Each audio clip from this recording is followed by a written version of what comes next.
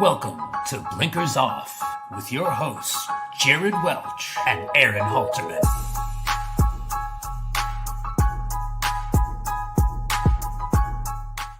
Hello, what is up? I'm Jared Welch. He's Aaron Halterman. It is Monday. It is Derby week. It's Monday, April 28th, and this is Blinkers Off. And you know, guys, we're here. We're officially in the Derby week. And, the handicapping for us is already going. Yeah, absolutely. It's almost done for me. I don't have too much more to go. You know, we got great races these 2 days, but I kind of have some strong opinions on some of these races that are going to be tough to win, I know, but including the Derby. So, yeah, I'm super excited about it. Like I said, handicapping almost done. It'll be more putting together all the products, getting everybody's picks on, including the guy we're going to have. He's already got his picks ready as well. So, pretty exciting, and I apologize to everybody. We were talking hockey off air. That's why we're late. It's not Jared's fault. Like Thank you. Chat. It's my fault. Appreciate that. We were here. I was here on time. You were. You and John was rambling about hockey, so listen. So I saw all the comments. Yeah, I mean, I did have to put gel in my hair, Kevin, but I did that a long time ago. But yeah, this is the week. The undercards for both days, both Oaks and Derby days, are awesome.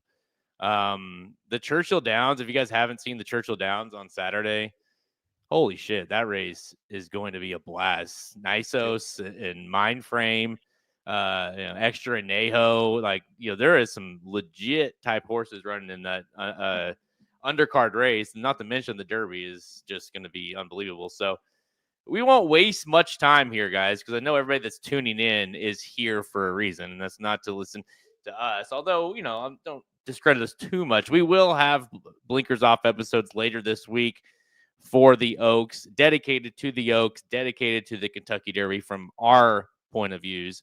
But today is, it's all about Jon, right? Because this is, I don't know what he might have it marked down. At this point, I don't even know what year this is for us.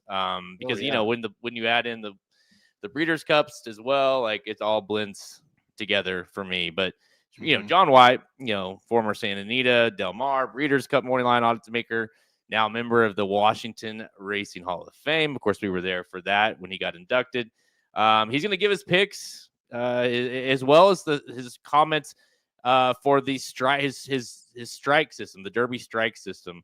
So that is going to be available on the website right here at racingdudes.com for the first time. Usually written in other places, but now it's going to be here. So as soon as this episode is over of Blinkers Off, you'll be able to find the whole written article for future reference. A little bit more analysis and detail.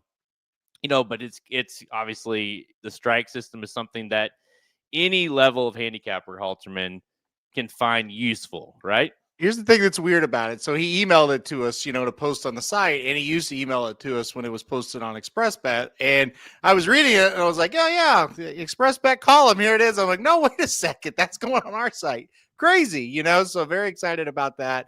And yeah, the strike system is, he's got all the stats on it. We'll let him talk about it. But yeah, it's a great system. It's been very, very productive at predicting the Derby winners. And so, that's just one of the many things we'll talk about today, and excited to get that going and excited to have that up on the site. That's pretty darn cool. It's about time, right? Because I love reading that article, and anytime I can have it on my own website. Yeah, it's obviously better. Anything that benefits me is good. So yeah, for sure. I mean, yesterday, for instance, I had a press release from Pimlico or Preakness and about Clever Again. I literally posted that article on our site just so I could share with Kevin. I said, "Hey, look, this horse is running." I saw the Clever Again article on Derby week. I thought, "Jeez, this guy." Well, to be fair, my intention was to push it out of the way, add more articles. But then I realized I forgot to do that most of the day. So I was happy to see Clever Again on the home screen for most of the day on Sunday before the Derby. What else, though? Right? All right, guys, let's not waste any more time. We're going to bring on Jon White, the legend. Who will he pick for this year's Kentucky Derby? How did the Derby strike system, perform this year? What long shots maybe look good after that? We'll find all of that and more. Let's go. All right, without further ado, let's bring the man, the myth, the legend, Jon White. What's up, Jon? How you doing? Doing great, guys. Good to be with you again. I'm like you, Jared. It's been so many years, I can't even remember how many years we've been doing it, but it's become a Kentucky Derby tradition, right up there with mint juleps and my old Kentucky home and all those Kentucky Derby traditions. You mentioned clever again. That's a sore spot with me and my dude's fantasy league partner, Ryan Stillman, because one of our many blunders this year, we were thinking about putting in a claim for him, and we ultimately decided not to. So we think he's probably a cinch in the Preakness. And of course, Jared, you were smart enough with your partner to go in there and snag the horse. But that's the way fantasy goes. Some years it works out and some years it doesn't work out. And for me and Ryan this year, it just didn't work out. And we're already looking forward to the draft. That's not a good sign when we're coming up to the Kentucky Derby and we're already looking forward to the draft in December. So, it's been a tough year for the two of us. We're entering the Derby in last place and likely not to. Maybe if we get lucky. Of course, we did claim Baeza. Yep. So we have the honor of being on the also eligible list with a contender. So that sort of sums up our fantasy league this year as well. But you guys have been doing that fantasy league for many years. There aren't that many things I have continued to do in retirement. I disbanded my own fantasy league. I don't do much in the way of television or radio or writing anymore. The point of being retired is not doing a lot of stuff. So I really pick and choose. And one of the things I decided to continue, mainly because Ryan is such a good guy, was to continue in the fantasy league. And then also, of course, blinkers off before the Kentucky Derby. I wouldn't miss doing that. So great to be with you guys again. Now, let me ask you this, since we're getting geared up, we're excited about the upcoming Run for the Roses this year. Jared, you go first, and then Aaron, what has been your favorite Kentucky Derby? Oh man, so many good ones. Obviously, Pharaoh winning, Halter and I doing a weird hugs celebration thing in my parents' living room was weird because we had an insane amount of money on the horse, and then on top of that, we were fans of the horse. We were in the winner's circle with him in the Rebel and the Arkansas Derby, so we had this connection.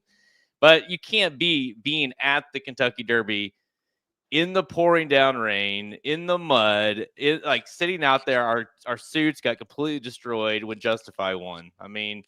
And not only that, like I don't know, we weren't supposed to be out. I mean, we had press passes, but we literally were on the track before Justified like came back around. And like like my parents sent me a picture of like the NBC telecast, and there's Bob Baffert and there's Halterman and I right beside the guy, and it's just and obviously the horse goes on to win the Triple Crown, and so yeah, you can't.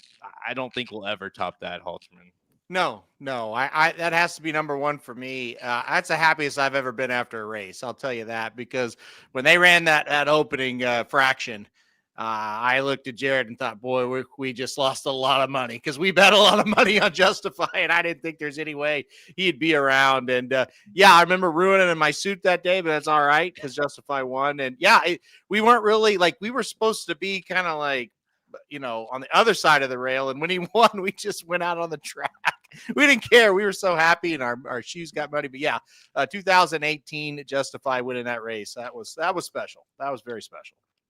Well, for me, and I like the way Jared started it, because it's hard to pin it down to one, really, for any of us that have been following this for years.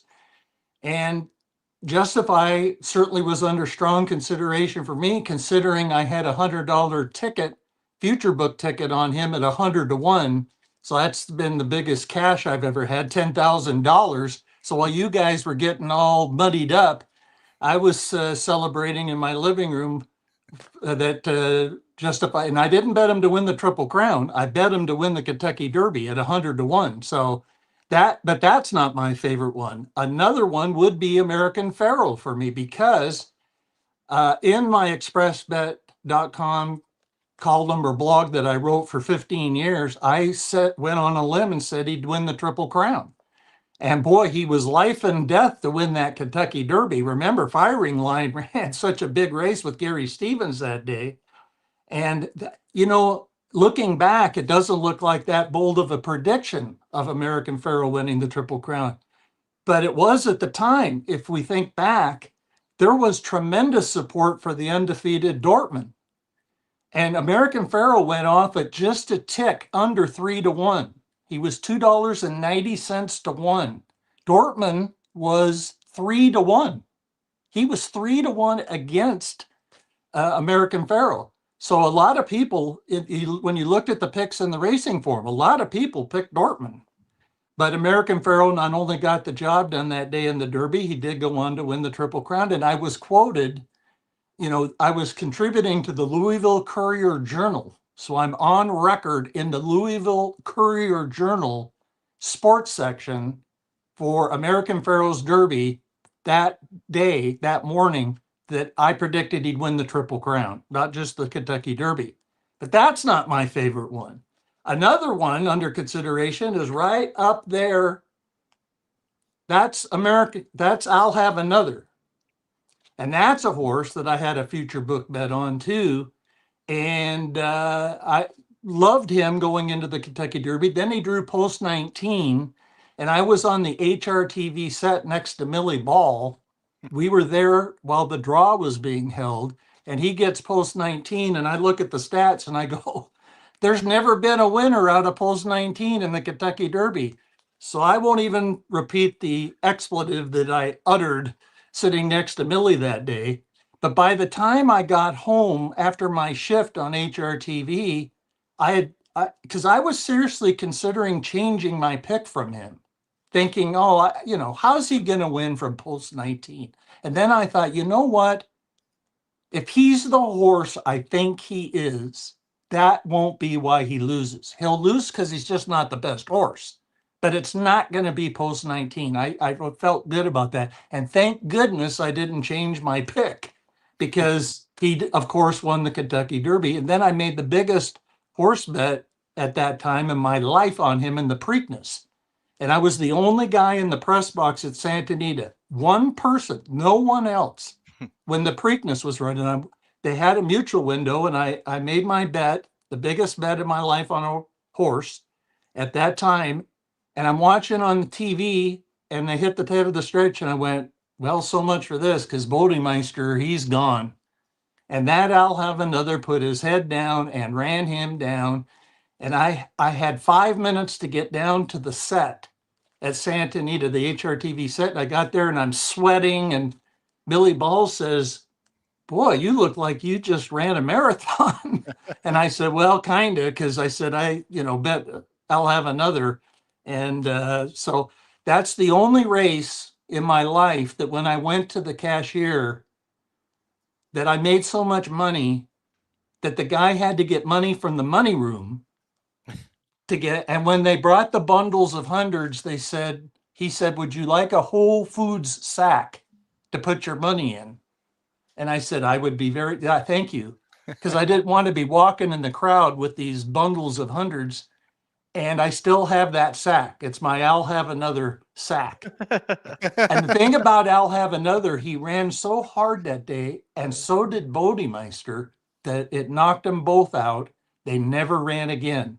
Yeah. So that's one of my favorites, but my all-time favorite has to be 1973 Secretariat, who I had predicted in March in my high school paper that he would not only win the Derby, but win the Triple Crown. It'd been 25 years since a Triple Crown winner. People, like when we got to American Pharoah, were thinking it'll never be done. It's too hard. The foal crops are too big, this and that, all these reasons. Secretariat, he wasn't even supposed to win in the eyes of many the Derby because he was by Bold Ruler, and people felt like there's no way a son of Bold Ruler can win the Derby at 1.25 miles. Of course, he not only won that, breaking the track record in the Preakness, and then smashed the record in the Belmont to win by 31 lengths. But I even came across recently the shirt I was wearing, not only for Secretariat, through his Triple Crown, but the year before, Reva Ridge, who I'd also predicted in my high school paper would win the Kentucky Derby. And Meadow Stable's silks were blue and white. And I had one blue and white shirt when I was in high school. And so I was wearing this shirt when Reva Ridge won the Kentucky Derby, lost the Preakness, won the Belmont, but the next year when Secretariat won the Kentucky Derby, and don't forget, Secretariat lost his final start before the Kentucky Derby. 2 weeks before the Kentucky Derby, he finished third behind his stablemate Anglelite, and finishing second was Sham. Sham beat Secretariat before the Kentucky Derby. And then, of course, Secretariat would beat Sham and throughout the Triple Crown series. But this is, I thought I'd lost the shirt. And it was like finding, gold or something. I went, wow, I found that shirt. Now I can't wear it because obviously I'm not the same size that I was in high school, but it was really neat to find that shirt. I got to say, it was a big thrill. So that would be my favorite Kentucky Derby without question. And let me tell you guys, on Monday when I went back to school, because I'd been writing so much about horse racing and had written about Secretariat winning the Kentucky Derby, kids were congratulating me in the hall between classes. Hey, great pick in the Kentucky Derby. Oh, that's fantastic. And even in one class, a history class, the teacher got up at the start, went to the chalkboard, and he started to write. And then he stopped and he turned around and he said, before we start class today, let's congratulate John for such a great pick at the Kentucky Derby. So, I mean, it was just such a thrill on so many levels. And, it just really helped. I already was a horse racing fanatic at that point by evidence that I was covering it in my high school newspaper. Right. But, that just took it to another level when he won the Kentucky Derby. Now, I will say, and this really coincides with our show, Secretariat had 0 strikes in my Derby strike system. And I didn't know that at the time because it wasn't until 1999 that I came up with my Derby strike system. And how that kind of started was back then, and before that, before 1999, there were people called Derby rules. For instance, you had to do this, to qualify, or you had to not do this to qualify. And through the years, each of those singular rules were broken. For instance, we saw that with Justify. That was the Apollo jinx, the Apollo hex, or that was like a Derby rule that you need to do a run as a 2-year-old. And he proved that it could be done. Now, I still say just because he did it and then Mage did it, that's one of my 8 categories in my strike system that you need to do a run as a 2-year-old. But what I feel has made my Derby strike system work well vis-a-vis a Derby rule. One rule is this takes approaching the Kentucky Derby from both a historical and an analytical standpoint, both. You're taking the history, like the fact that you need to do a run as a 2-year-old, but then there's other aspects of my rules, my 8 categories that point out certain aspects. Like we'll delve into that. I think the most important category is what I call the 8th pole category. Now, before we go to the graphics that Jared did such a superlative, a word I don't use that often, superlative job putting together, I'll just briefly go through and give a brief explanation of these 8 categories. The first category is the graded stakes category. And that is where the horse ran in a graded stakes race before March 31st. And if you go read the article that Jared will post after we're done with this, it'll go through all of these categories and explain the reasoning behind them in depth, and also why the certain exceptions and so forth. But I explained this points out horses who have competed against tough competition prior to March 31st, rather than at the last minute in April, enabling the horse to be properly battle tested. See, this is one where Baeza gets a strike. He's one of these late comers. So that's one strike against him, for instance. Number 2 is the win in a graded stakes category. Now you think that's pretty simple. You know, the horses needed to win a graded stakes race. You would think almost all Kentucky Derby, if you're good enough to win the Kentucky Derby, you would think, by gosh, that horse has won a graded stakes race, at least one. There's 9 of the 21 entrants this year that have not won a stakes race. 9 get a strike in this category. Third category, which I think is the most important category, and we'll go into this in more depth later. This is the 8th bull category that I talked about. And this, in order to avoid a strike in this category, in either of the horse's last 2 starts before the Kentucky Derby, the horse was first or second with 1/8 of a mile to go. Now, this is where Sandman, to me, has a much better chance than Sovereignty or a Publisher or these other horses that get a strike in this category, whereas Sandman doesn't, because he made his move early enough in the Arkansas Derby to be in front at the 8th hole. So that separates him from the other closers, to me, based on history again. The 4th category is the gameness category. In order to avoid a strike here, the horse's finish position in both of their last 2 races has to be no worse than their position at the 8th hole. And what this points out are horses that don't like getting passed in the final furlong. You think of 2 Phils, how he had that lead at the 8th hole, but got passed. And we're trying to not go for a horse. We're trying to go for horses that have less of a chance to get overtaken in that final furlong. See, this is the key on the strikes, the reasoning behind each of these. The 5th category, the distance foundation category. In order to avoid a strike here, the horse needs to have finished at least 3rd in a 1.125 mile race or longer.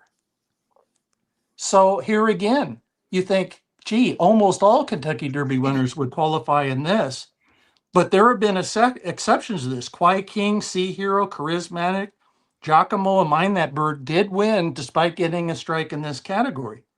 But the thing is that most horses have won, the vast majority have won at a 1.125 miles or longer going into the Kentucky Derby. So that's hold on here. 6, category 6, now this is an interesting one. This was the last category I kind of added. It's number 6 of the 8. No adding or removing blinkers category. The horse has not added blinkers or had blinkers removed in their last start at 3 before the Kentucky Derby.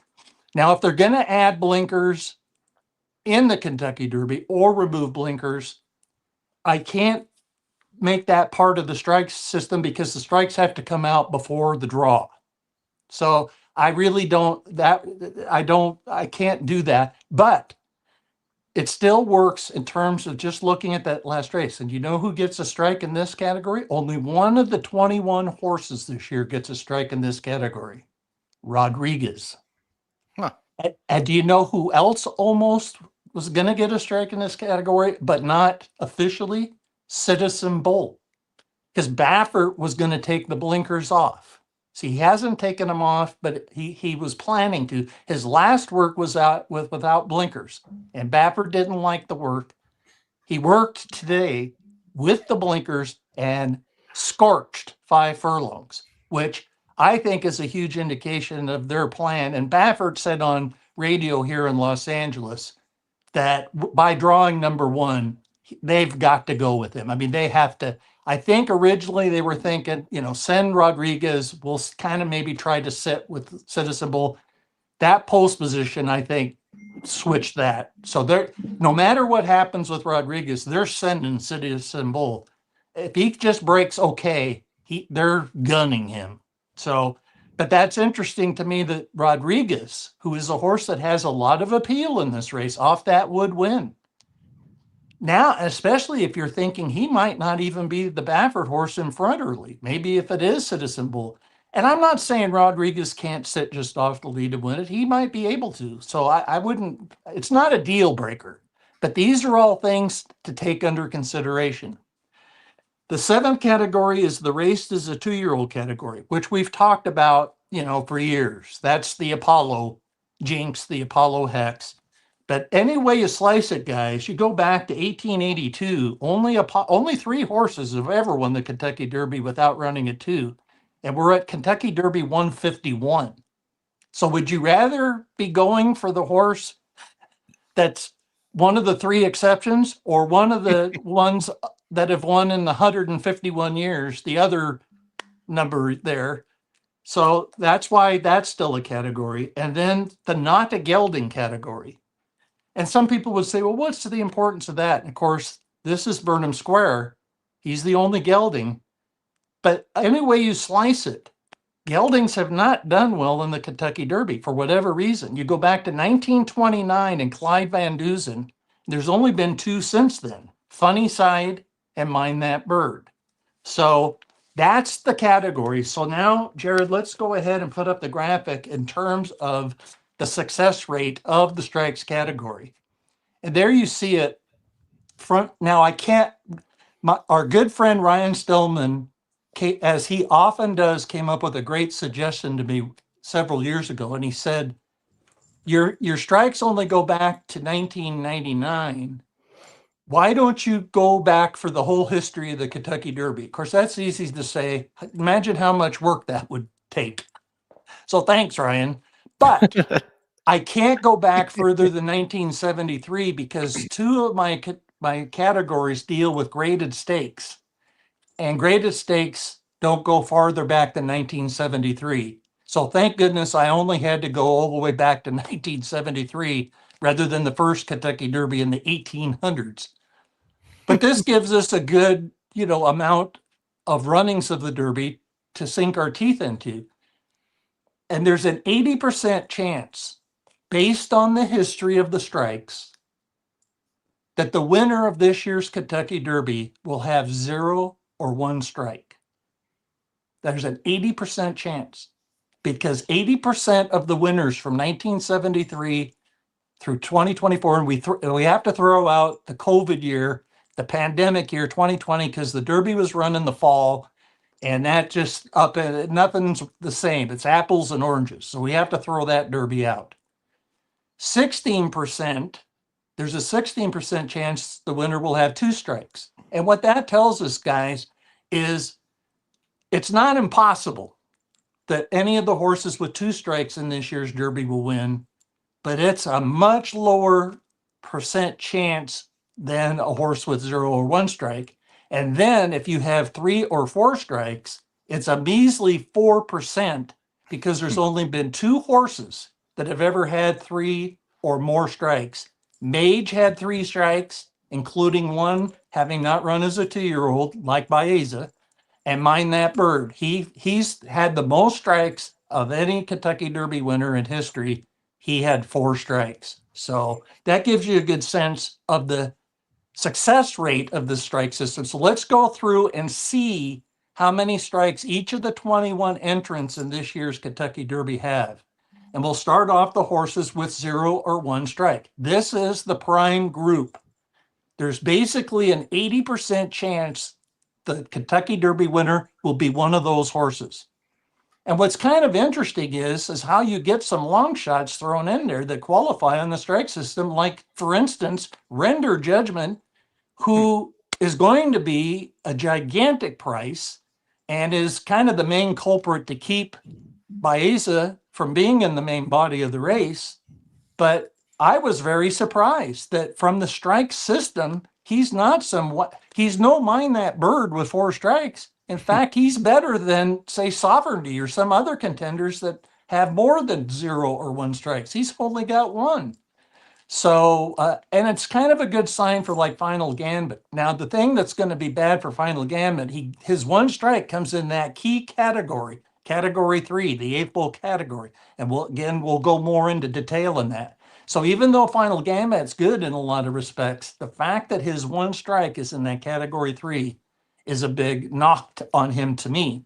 Now, I also find it interesting that the horse I like the most, Journalism, he comes in flawless. He's like Secretariat. He's got 0 strikes. And Sandman, it was interesting to me, since he's such a deep closer, that he's okay, because again, he qualifies in that 8th pole category. So let's move on to the horses with 2 strikes. Now, these are the horses that basically there's a 16% chance that the Kentucky Derby winner will be one of these. And here's where you're going to find, like I say, now Sovereignty should be in there. So when I proofread this, I missed that. Don't blame the editor. No, okay? I'm not. But Sovereignty should be in there. Also, Tis-tastic should be in there. Rodriguez. No. Hold it. I take that back. I left Sovereignty off of this graphic.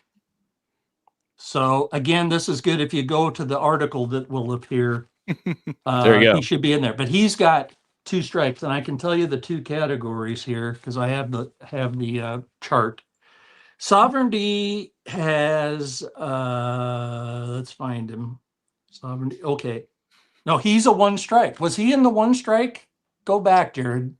Is he? Yeah, he was he was on the 1 strike. Yeah. Okay, that's fine. So yeah, that's where he belongs. So that's good. I didn't goof up. So good. He's right there. So let's go back. There's the 2 strikes. So those horses, that, like I say, there's a 16% chance that the winner will be one of those. And then let's move on to the 3 strikes. This is the group that really you have a low percent chance of winning. Now, to me, I've been wanting Baeza to get into this race. But when I saw that he has 3 strikes, I'm torn because on talent, I think he belongs in the race. Heck, he's got the best last race thoroughgraph number in the race, and he's not in the race. He got a 0. And that's better than the number that Journalism got in the Santa Anita Derby. He's only one of 3 horses with a triple-digit buyer. Journalism being one and Rodriguez the other. So, I mean, he definitely belongs in the race, but he's not in the race. But when I saw that he's a 3-strike horse, like we talk about those horses that have had an exception to that, Mage, I think he's very similar to Mage. If he wins it, I'm going to really consider him obviously similar to Mage. So again, I'm not saying it's impossible, but boy, I think Baeza honestly would be better served by not getting into the Derby and getting the extra time and going into the Preakness. Mm-hmm. So, and it affected me from picking Baeza in my top 4 on the thought he might scratch in. And by the way, David Granig of the Daily Racing Forum has done research, and this is very interesting. In the last 6 years, after the draw for the Kentucky Derby, there has been at least 1 scratch from the race which would let a horse in. So if we don't get a horse scratch and Baeza doesn't get in, it'll be the first time in 6 years that that's happened. And one of the reasons for that, and Grenig pointed this out, and it makes sense. See, this is the thing about the strikes, not only to have the stats, but the thinking, why is this? And Grenig raised the point, and it's an excellent point. There is such more of a stringent protocol today with the vets that it leads to the chances of a horse not running, like Forte, scratching the morning of the race. Back in the day, he might have slipped through and run. But the vet protocols are now so stringent that it leads to the odds of a horse scratching. So that's the good news for Baeza. But the bad news for Baeza to me is he would be going in as a 3-strike horse, and he'd also be going, as Jared has pointed out when we've discussed it, texting, he'd have to break from post 20, Now, that's not a big deal breaker to me. We saw Rich Strike, for crying out loud, win from post 20. Big Brown won from 20. Don't forget, I mentioned I'll have another one from post 19. So I think in many respects, it's better to be out there than down on the rail. And I don't think the inside 2 or 3 are as bad. They're still not what you'd want, but I don't think they're as bad with the one gate. I think that has really helped that situation a lot. So, but Baeza, any way you slice it, would be coming out of post 20, which again, wouldn't be the one I know anybody would want to pick for him. So now let's go on and take a look at what I've talked about, the 8th pole category, which I think, and see, when I first started this system back in 1999, I really didn't know which one of these would eventually prove out to be more significant than others. This, to me, is the most significant. And here's why. It's showing it right there. 57 of the last 61 Kentucky Derby winners were first or second with a furlong to go in the Kentucky Derby. And what this means is horses that came from the clouds, like Mind That Bird and horses like that. Mystic Dan was way back there last year, but he was in front at the 8th hole. Mage was as far back as 16th, but he was second at the 8th hole. Orb was as far back as 17th. He was second at the 8th hole. Mind That Bird was last out of 19 early. He was trailing. Where was he at the 8th hole? In front by a length. You see how this Derby, and people get this mental picture of the Kentucky Derby because we're stretching out to the 1.25 miles that it must almost always be won by a horse coming on late to win it. No, what I found through the research, through the years, is that the Derby winner almost always makes either they're already in front, like a front runner, but if they're coming from off the pace or even way back, like Mind That Bird, they've made the move early enough that they're first or second at that 8th hole. And that's what worries me about a horse like Sovereignty, because he gets a strike in that 8th pole category. In fact, the horses that get a strike in that category, Sovereignty, Burnham Square, Final Gambit, Publisher, and Flying Mark. Now, one thing about that is that doesn't mean they can't come on and finish second, third, fourth, or fifth. In other words, get into the exotics there. They certainly can. It's just that they have a low percentage to win the race if they're not able to make that move sooner. Do you know who had one strike in that 8th pole category last year? Sierra Leone. And guess what happened? Yeah. He was third at the 8th hole and couldn't quite get up. That's the relevance of this 8th pole category. Do you know who had 0 strikes last year? Mystic Dan. He had 0 strikes, and yet it was an upset winner.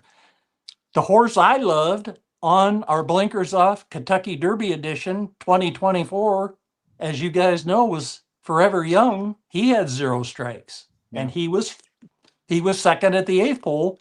Mystic Dan was in front at the 8th hole. So again, even though Forever Young was coming from behind, he had the jump on Sierra Leone. Unfortunately for Forever Young, he got mugged by Sierra Leone, bumped repeatedly, and how he wasn't disqualified Sierra Leone from second and placed third is mind-boggling. And of course, even more mind-boggling, there was no inquiry in last year's Kentucky Derby. That's just unbelievable. But there you have it. So that's the thing. Now, you see, there's only been 4 Kentucky Derby winners going back to 1963 who were worse than second at the 8th pole. Rich Strike, Animal Kingdom, Grindstone, and unfortunately for me, Giacomo. And that's a sore point for me because one of the reasons I made Closing Argument my top pick in Giacomo's Kentucky Derby was Closing Argument, I projected off of this 8th pole category, had a good chance to be first or second with 1/8 of a mile to go. Now, people would say, how did you come to that conclusion? He went off at 71 to 1. His odds were 71 to 1, and he was my pick. And I bet him in the future book. And guess what? He was in front at the 8th pole, and he led every step of the final furlong till the last jump and lost to 50-1 Giacomo. And the thing, see, you see this and it sticks in my craw that Giacomo was able under Mike Smith to get up and win that race when he was an exception to this 8 pole category. And the thing, you go back and look at the replay of that Kentucky Derby, that ride by Mike Smith, there's a reason he's called Big Money Mike Smith, and there's a reason he's in the Hall of Fame. In that big field, Giacomo never had to even steady slightly for one step. He got a perfect trip and was worse than second at the 8 pole and still got up and nailed me in the last jump. Closing argument, for a $2 place ticket, paid $70. That's more than you're going to get on a lot of Kentucky Derby winners if you bet them to win. $70 for a $2 place ticket. And that was the record in the history of the Kentucky Derby until Rich Strike. And that's another reason I'm not a fan of Rich Strike. He broke the closing argument place record for me. So, you know, that's basically the strikes in a nutshell here. And then we'll go ahead and show the last graphic. Again, these are the horses that get a strike in this 8 pole category. So that's a big concern. And that's listen, so I picked Sovereignty third, even though he's got 2 strikes and one of them in this key category. Why? Because I think he's very talented, but more importantly, he's in the hands of a master trainer, Bill Mott. And the trainer through my lifetime that was the best by far, that if the goal was the Santa Anita Handicap, or the goal was the Kentucky Derby, or the goal was the Breeders' Cup Classic, this trainer could have that horse at their absolute peak on the day of the big race. And that was the late, great Charlie Whittingham. And I'll give you an example of that. I was on a Las Vegas radio show for years with Lee Pete on KDON. It was every Thursday. And he had an hour of horse. It was a sports show based in Las Vegas, and but 1 hour a week he devoted to horse racing. And the first half hour was a guy back east, and he would talk about racing, and then I was at Santa Anita and I would talk about it from California's perspective. And the guy on before me the first half hour was saying what a cinch Easy Goer was in the Breeders' Cup Classic, and went on and on and on. And then I came on and said, well, no, the cinch is Sunday Silence. And keep in mind, I had bet Easy Goer against Sunday Silence in the Kentucky Derby. I bet Easy Goer against Sunday Silence in the Preakness. And then I bet Sunday Silence in the Belmont. So I missed all 3 races. But by the time we got to the Breeders' Cup Classic, I was convinced that on a track not as big as Belmont Park, which is where Easy Goer won the Belmont, and he was a big horse that needed that sweeping turn, Sunday Silence was a much more athletic horse and would get the jump on Easy Goer on a track smaller than the 1.5 miles of Belmont Park. And so the guy that was on before me started to argue with me, and he said, well, I didn't like Sunday Silence's Super Derby. And keep in mind, Sunday Silence won the Super Derby by like 6 or 7 lengths or so. I mean, he won it easy. And at that time, the Super Derby was a big race, unlike how it ended up going down to being nothing. But in those years, it was a big race, important race.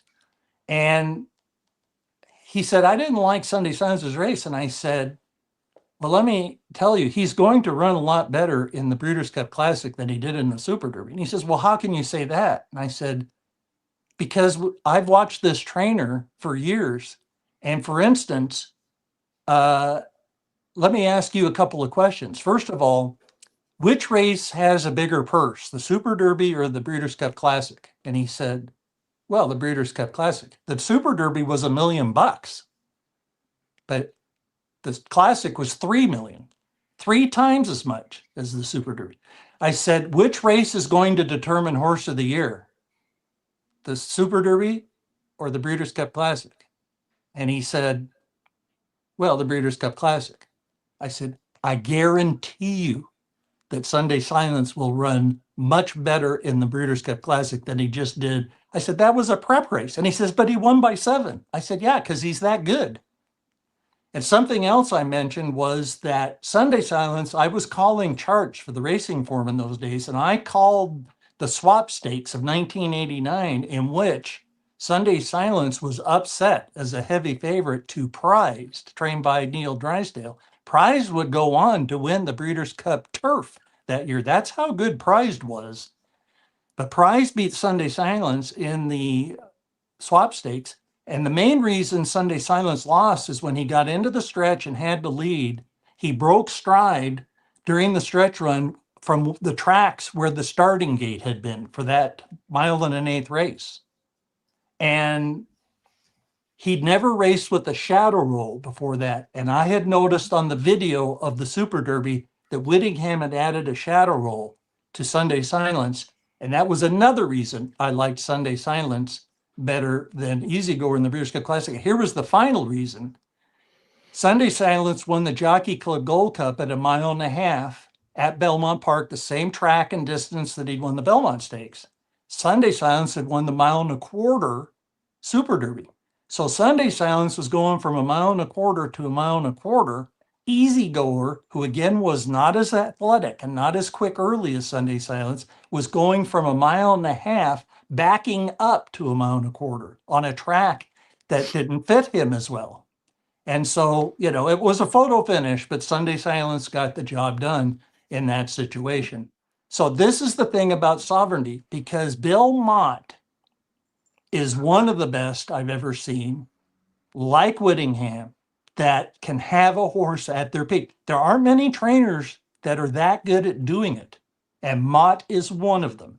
And that's why you have to not be as critical on sovereignty in the Florida Derby than you would normally think. And listen, I'm not picking sovereignty. I'm picking him third. But the only reason I'm picking him that high is out of tremendous respect for Mott and what he can do. You know, Jared, you've brought up the fact that look at what Mott did with Country House. Yeah. I mean, that horse wasn't even close to sovereignty. No. And yet he had him good enough to finish second in that field in order to be put up as the winner. Yeah.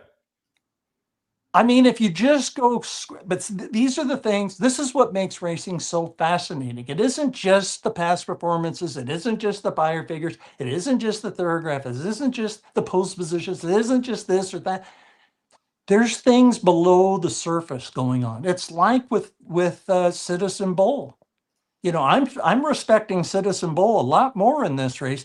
Aaron has made the point in you guys' outstanding Derby coverage leading up to now. And Aaron has repeatedly made the point of how he can envision a scenario. And that's sometimes what we need to do as handicappers or horse players. Try to envision how the race is going to go. And you could honestly envision a scenario in which Rodriguez would get right to the front. And if they didn't go that fast, if they kind of let him alone enough that he could go the first half, not crazy, he could just keep going. And that, believe me, that still could happen even now, I would say. But now I'm beginning to think Citizen Bowl might be the one that could end up doing that as well.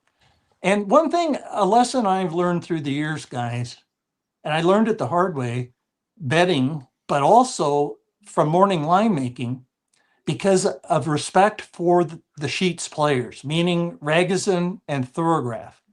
And when I would make a horse a number for a race at Santa Anita, say 4-1 or 6-1 or 5-1, and then on the Saturday radio shows, a Thoroughgraph or Ragozin guy would come on and say, I love this horse, 4-1, 5-1, whatever, I made it. And what they were focusing on, and see, this is why I listen to those shows. I could learn things from these guys. And one thing I learned was they would have the numbers for these horses, the Thoroughgraphs or the Ragozins, and they would often allude to the race before the last race. Now, it's human nature for most of us when we handicap that we put a lot of emphasis in that most recent race. It makes sense. It's his most recent performance. But what those Sheets guys are so adept at doing is getting a good price, because the public will get off a horse if they are coming off a race that isn't that good. And these guys feel the capacity is there for this horse to go back to the number one back. And this was what led to the very well-known bounce theory. Because what a horse would often do, this is what I think American Promise is in a right position to do. He's got bounce written all over him, because he improved his thoroughgraph numbers so dramatically in the Virginia Derby. And it's a number that puts him right in the same realm as the main players in this race, including journalism. But when you take that much of a move forward, they often will regress unless you're Secretariat. And we don't see many Secretariats. And so this horse, and plus I'm kind of questioning, we don't have a huge database for dirt races at Colonial Downs. So in my mind, I kind of have an asterisk with that situation anyway. In other words, it's not the same as a number for the Wood Memorial even, or the Florida Derby, Arkansas Derby, Santa Anita Derby, the Bluegrass. Races we're familiar with that got a long history of. All of a sudden, they switched the Virginia Derby to the dirt, and we get this horse who runs a freakish race. But remember, the times were incredibly fast there. I mean, it was like a souped up racetrack. Now, one thing that buyers and the thoroughgraphs and the Reguses are supposed to take into account is the speed of the track. So if you get a souped up track, that's supposed to be baked into the number. But so I'm still looking at that number quizzically, where it came from, and can he repeat it? And I'm very questionable. On the other hand, who's he trained by? And you never, ever throw out a horse trained by that guy, the coach, D. Wayne Lucas. Yep. And a horse that I loved in the Kentucky Derby was Charismatic. And here's a situation where he did the opposite of running a bad race before the Kentucky Derby. He jumped up and did kind of what American Promise did. He ran the race of his life at Keeneland. That was in the Lexington. His buyer went up into triple digits. I mean, it was just a completely different than what he'd done in California. So I felt like getting out of California, he had really blossomed. And so I liked him in the Kentucky Derby, and he won as a big long shot. And I loved him even more in the Preakness. And a lot of people thought the Derby was a fluke, and I didn't. I would have thought maybe it was a fluke if that triple digit buyer, his first one, had been in the Derby. Where did that come from? It's like what I'm saying about American Promise. But the key was he had run the big number 2, and it also was impressive to me he put together the back-to-back big performances. He didn't bounce out of the Lexington. He ran as good or better than the Lexington, which told me he's going to do that in the Preakness.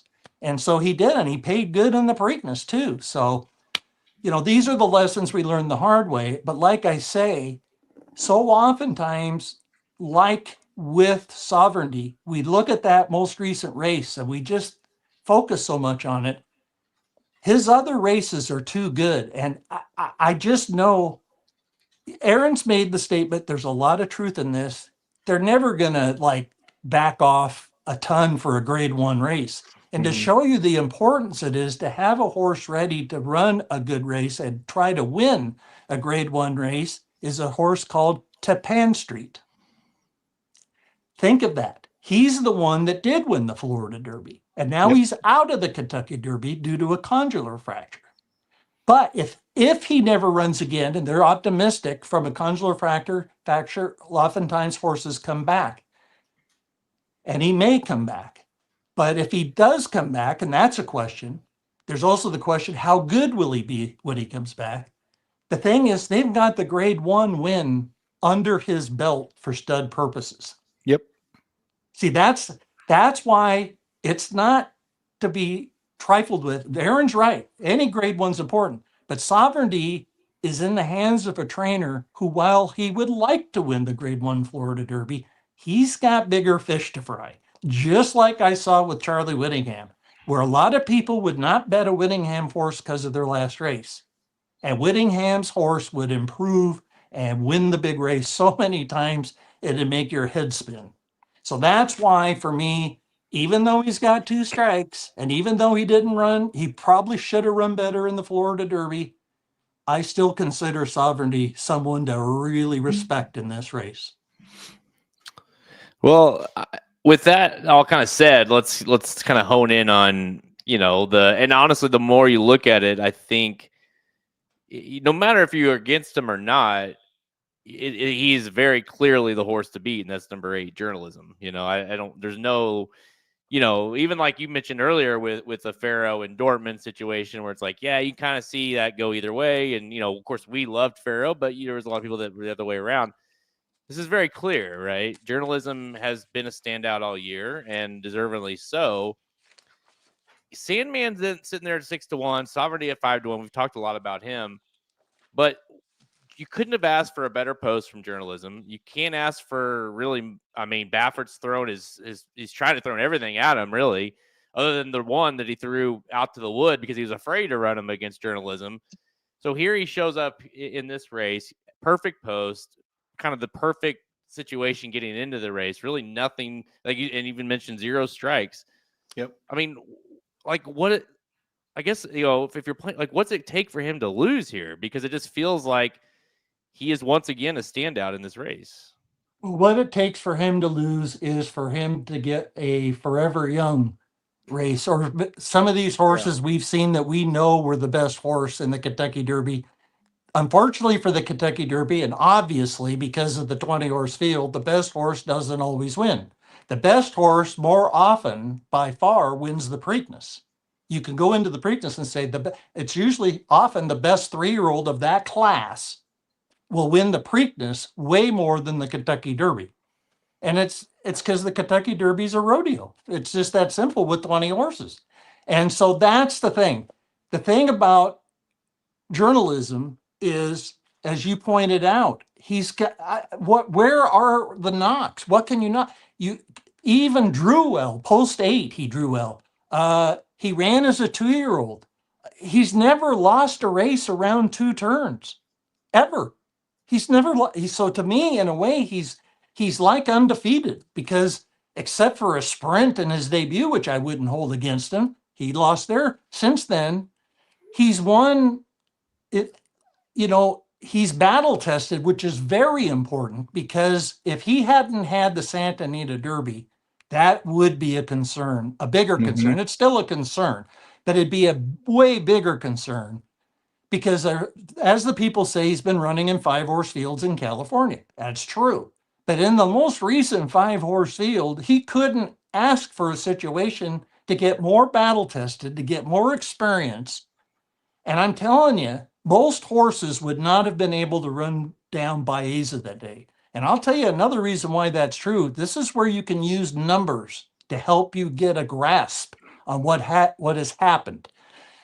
By Baeza running a 0 thorograph, which is the best last race thorograph number of all 21 entrants. Yep.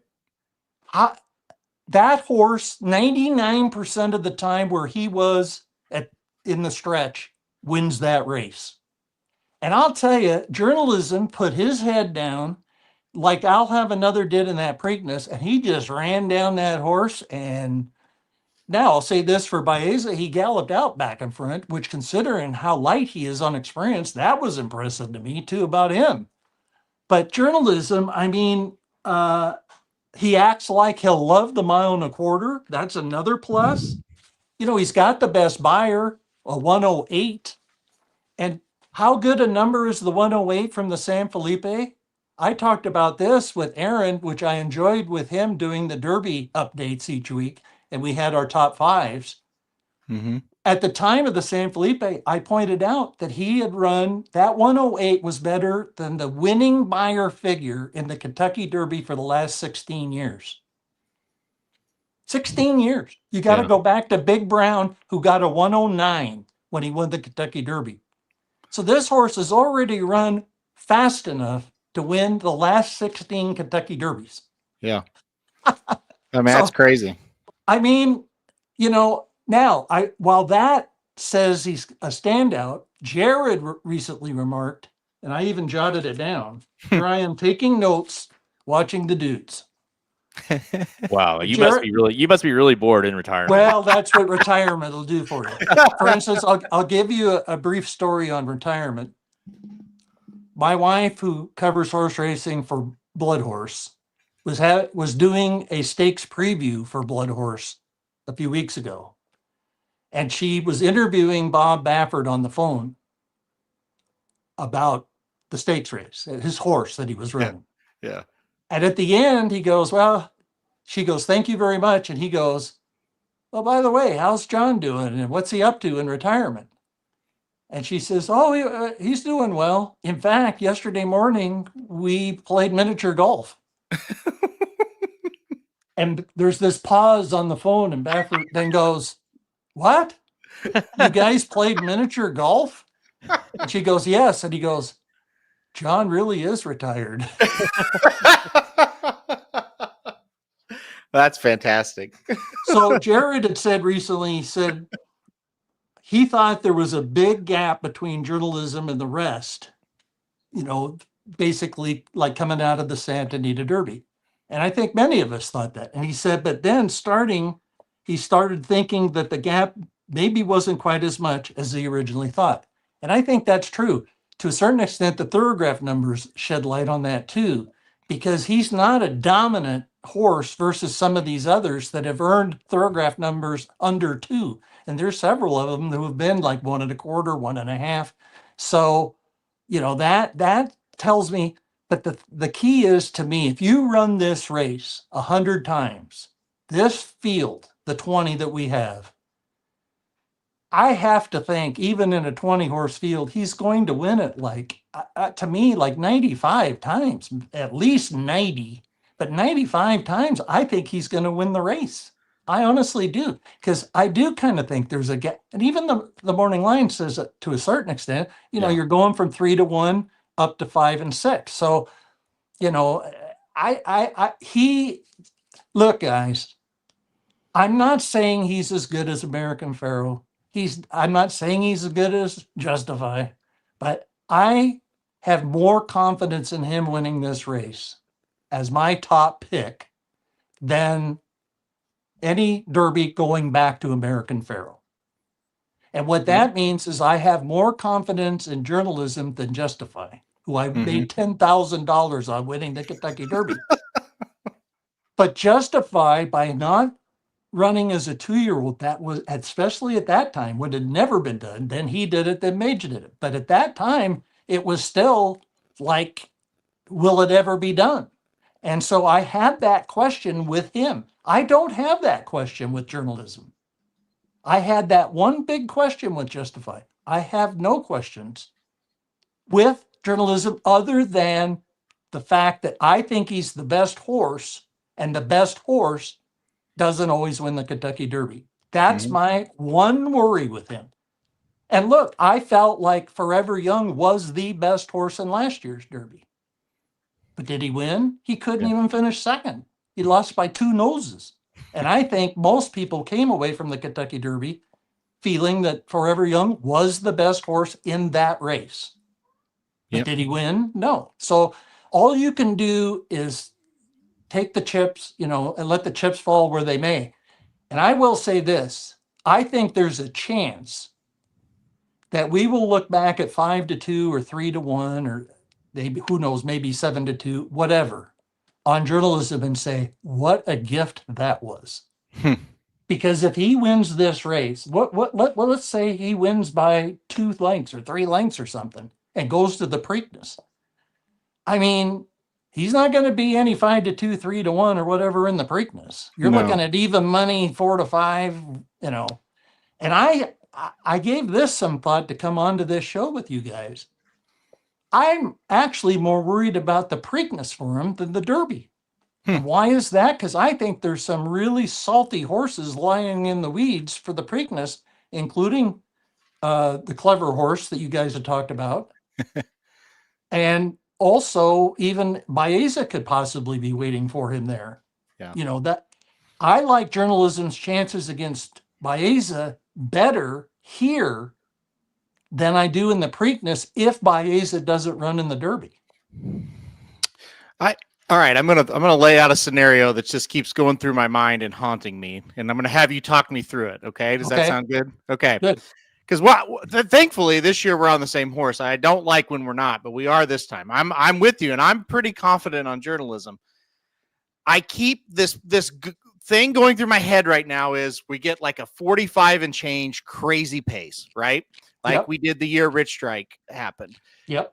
And journalism's not a part of it, and he's okay, but he's sitting kind of where Epicenter and where Zandon sat, and he moves into it too early, and one of these horses from the back gets him late. Now, I know he's never been passed from behind, but I just have this sick feeling that he's going to look like a winner. He's going to be right there like Epicenter was, and then like a Sandman, a Sovereignty, a Final Gambit, somebody's going to come get him. Tell me that I'm stupid for thinking that, please. Not at all. That's a viable scenario.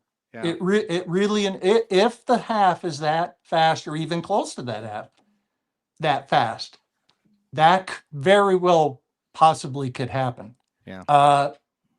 But what is against that? This is where the strikes come in, because in the scenario you're unfolding, chances are that horse coming from way back to run him down probably wouldn't be first or second at the 8th hole. Right. It's almost a certainty. I mean, it's not a certainty, but it's almost. So we're talking about like a Sandman type or Publisher, any of those ones that get a strike in that category. Yep. And I don't like their chances of catching this horse in the final furlong, no matter what, because of the fact that unless he somehow got to be burned by that pace early. In other words, he was close to the 45 or 45 and change or even 46-ish half. If he was like 2 lengths behind that or something, then I'd say, yes, I think he would possibly be cooked in that final furlong. But I don't see that happening, because one thing about the rider, Rispoli, he's a rider with a lot of experience internationally. Those guys are less prone to move too soon. Yeah. That's what's cost a number of horses the Triple Crown and the Belmont, where they move too soon. The biggest example of that being Ronnie Franklin on Spectacular Bid.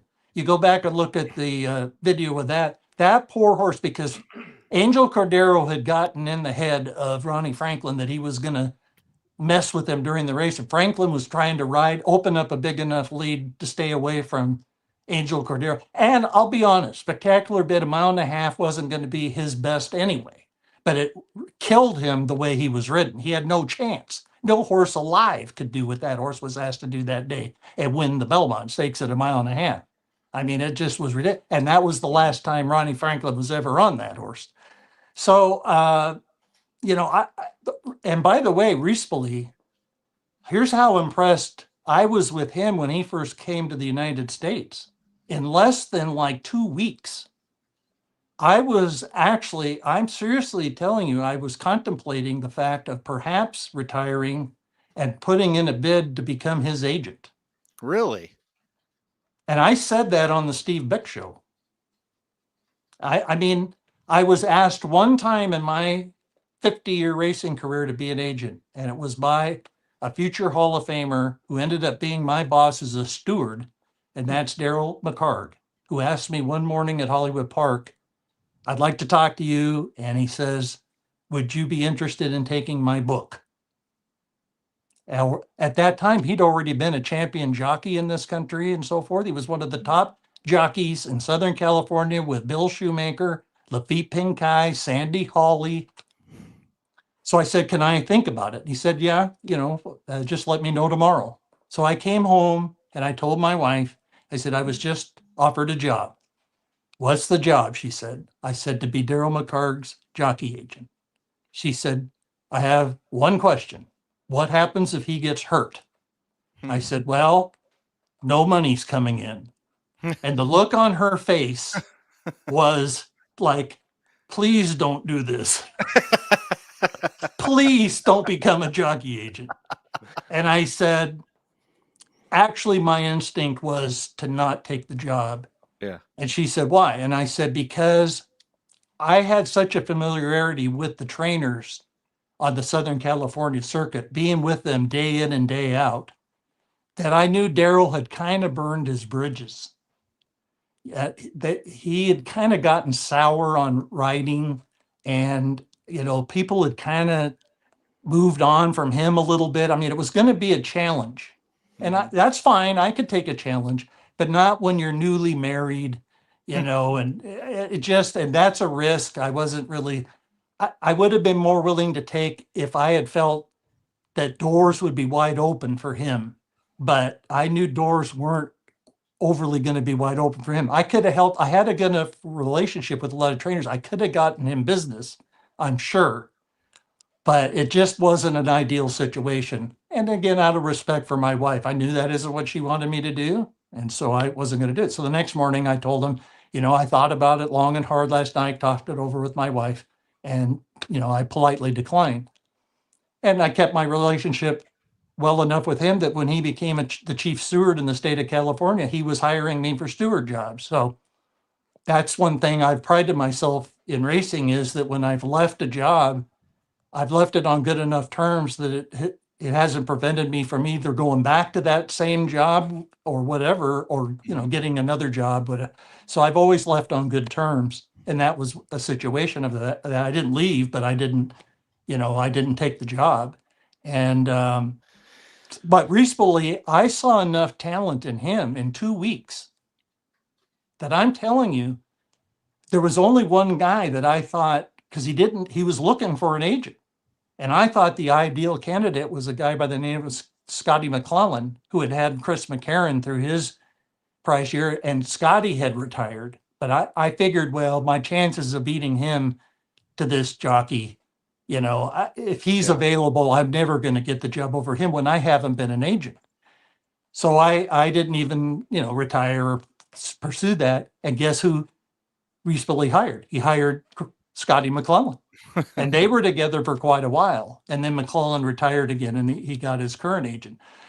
But I tell you, that's how much I was impressed with this guy. That's how good a rider this guy is. Now, that isn't to say he won't go out and give a crappy ride in the Kentucky Derby, because even the greatest jockeys can give a crappy ride anytime. It's like a great ball player can have a bad game, or a pitcher can have a not bad game, or a hockey player a goalie can have an off game. The greatest goalie didn't have a shutout every game. Right. So I mean, this is the thing, but I have confidence in this rider, and I'm going to tell you what's good about this situation. Recently has confidence in this horse. You see it. And I get it from the way he talks about this horse and so forth. And he's not going to ride too confident, but he's not going to ride not confident, which means, Aaron, in your scenario, there's less of a chance that he moves this horse into a fast pace too soon. Sorry. Well, I was just going to jump in. He's been pretty patient on him so far. That's right. A matter of fact, John, the Santa Anita Derby, I'm not going to say I was panicked because I saw the horse was moving, but he waited too long, I think, in that one almost. Well, I mean, again, that's the confidence, and the part of what fuels that confidence is that it keeps working.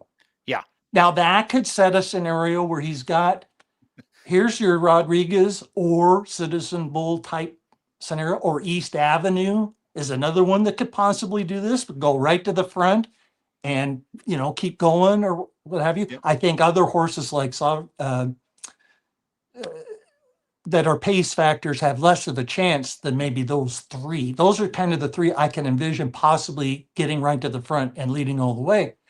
So, that's where you don't want to get him where he has too much to do in the final furlong either. In other words, he's got to be first or second with an 8th mile to go. And I think one thing about the jockeys today, guys, versus back when I was a youngster, these guys didn't have the availability to go look at videos and stuff. We didn't have videos. Right. And these guys do that. Rispoli is one of the biggest. And he will go back through the derbies. He'll look at the derbies. How were they won? And he will see, that'll help him get a feel for what he needs to do but more importantly, maybe what not to do. And so that's why, Aaron, I would be surprised, but listen, I'm surprised all the time, Yeah. but I would be surprised if Rispoli blew the race by doing what you said would happen in that scenario. Yeah. So again, this only makes me even more confident in this particular situation of journalism. I mean, there hasn't been a horse since American Pharoah, to me, that is just so kind of flawless. It's almost he's too good, but I'll take too good rather than having concerns. Every other horse in this race has, at least a major concern of some sort. And he just comes in here. I think we really could be dealing with someone special. The way he's won these races. I mean, listen, he exceeded Michael McCarthy's expectations in the San Felipe. Yeah. Here's another sign. I talked about how good that race was, that he got a 108 buyer. Believe me, that really kind of knocked McCarthy for a loop because he did not train that horse for a 108 buyer. The horse just did it. The track wasn't that fast that day or whatever. And he was coming off the layoff. And McCarthy, having been around Pletcher for all those years, again, knows what it's like, what you need to do to have a horse peak on that first Saturday of May. And you don't want to be coming out of the blocks running. And by the way, the same thing happened with Sovereignty in his first start of the year. Mott did not really expect him to win. He was kind of surprised. And I think the fact he won is why he backed off him some for the Florida Derby. And believe me, I think McCarthy backed off journalism some for the Santa Anita Derby. And this is totally another agree. sign that if journalism was the average horse or even a little better than average, he would have lost the Santa Anita Derby, either because of getting in the trouble going in at the far turn, going into the far turn, or I mean, he had his momentum stopped. He's getting dirt in his face. And like you say, it was like, okay, what are you going to do, Ryder? When are you going to get out of this box? And like I say, I don't think McCarthy had the screws completely tight there. Why do it? He was in the field. He didn't need to win the race or even run second. He's in the field. And yet that horse, like he did in the San Felipe, exceeded McCarthy's thinking in a way that horse would run down. He knew what that horse did to run down a horse running such a super race as Baeza did, a 0. Now, here's another reason I'm a little softer on Baeza by far than journalism. Sheriffs had to tighten the screws on Baeza to try to get the points to get in the race. Unlike journalism and Sovereignty, who are being brought into this race to peak in this race, sheriffs had to have Baeza peak in the Santa Anita Derby, which he did. But that sets him up again for a bounce. And I much prefer the way that journalism, Sandman, and Sovereignty, who are my top 3 picks, are coming into the race. Well, a couple things that you said earlier. I thought it was interesting that McCarthy was adamant about having Rispoli come out and work the horse, even though that he has ridden in the Derby and he's been at the Churchill Downs. He wanted him to be kind of, and it just kind of goes to show you, I think, the connection that they have there with not only the trainer and the jockey, but also jockey and the horse. But something that kind of what Halterman had said about, and whether people listening here don't like journalism, they're not going to play the favorite, whatever. The problem, or the thing that I'm having, the issues I'm having, I guess I should say, with kind of the underneath horses is, Halterman's, his thought is like, okay, well, then there's this horse coming. Who is that horse? Because there's so many very similar type runners like that horse that Halterman, I think we all have a horse in our minds that might be that, but which one is it? And then I'm having such a hard time. We've talked about this on Blinkers Off for many weeks now.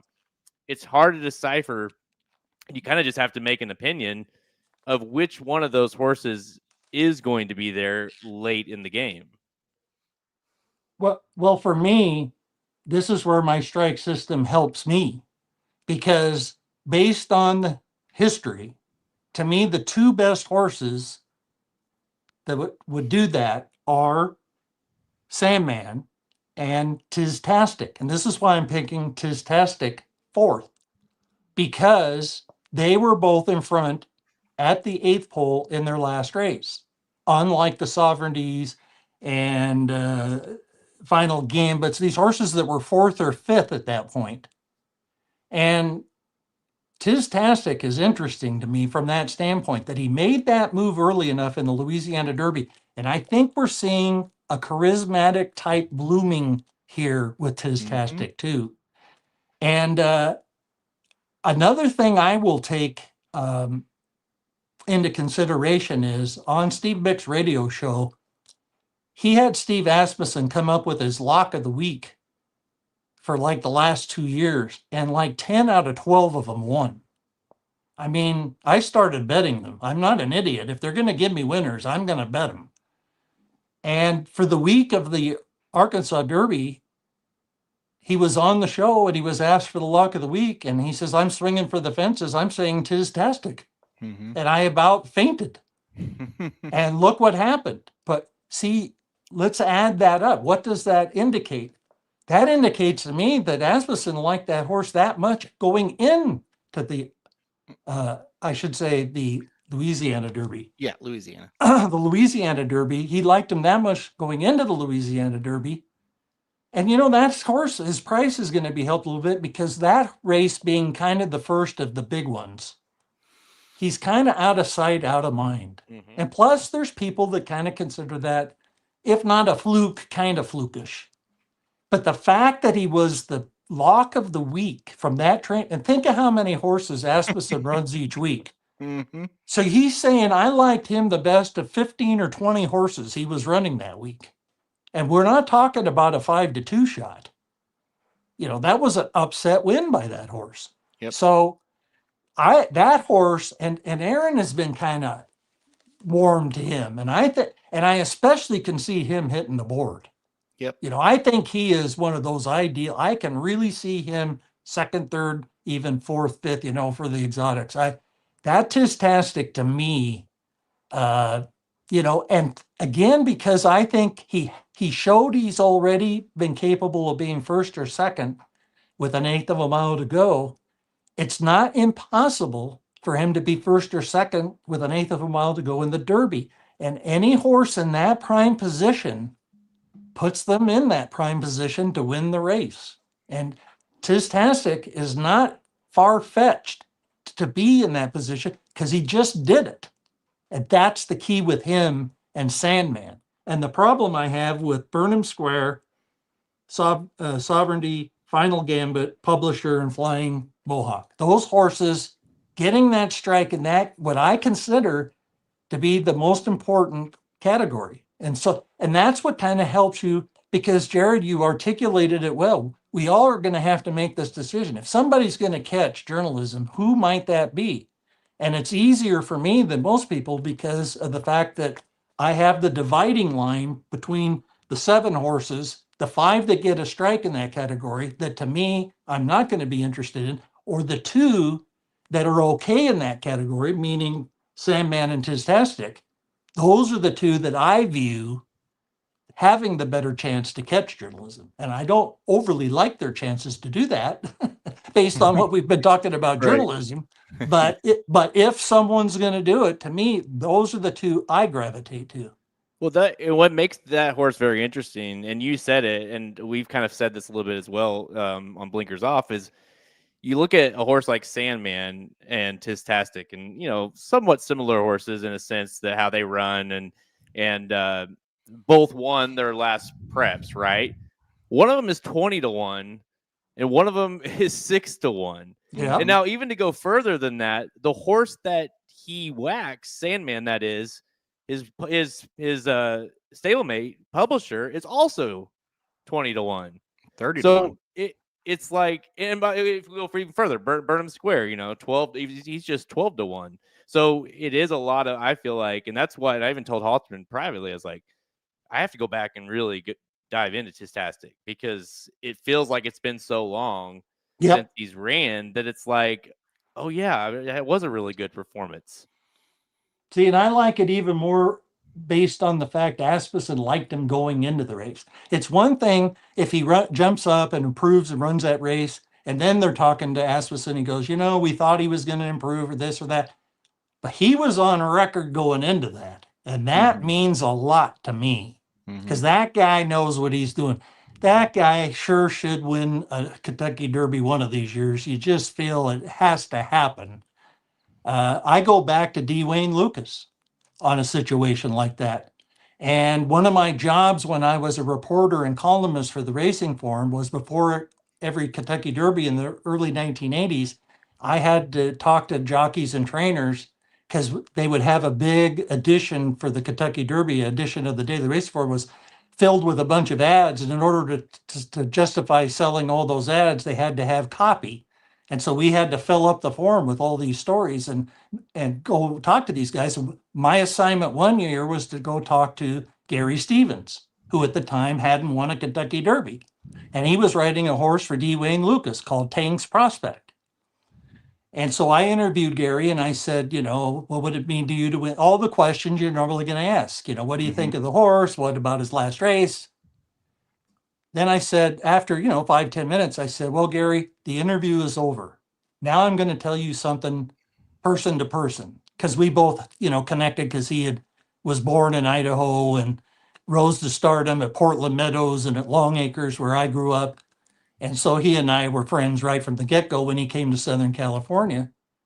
And he said that, he said, so what are you going to tell me? And I said, you're riding for the right guy. I said, there's only one trainer on the planet that I can guarantee you is going to win at least one Kentucky Derby. And you're riding for that guy, D. Wayne Lucas. And that means you could possibly be the guy to win the Kentucky Derby for him. Yep. So Tank's Prospect finished off the board, went on to win the Preakness with Pat Day. Gary Stevens didn't ride him when he won the second leg of the Triple Crown. But we fast forward to the year of Winning Colors. And Gary Stevens was in the Santa Anita Bowling League. And as were my wife and myself. And Gary wins the Kentucky Derby on Winning Colors for who? D. Wayne Lucas. Now, I'm not the type of guy, I'm just not this type of guy.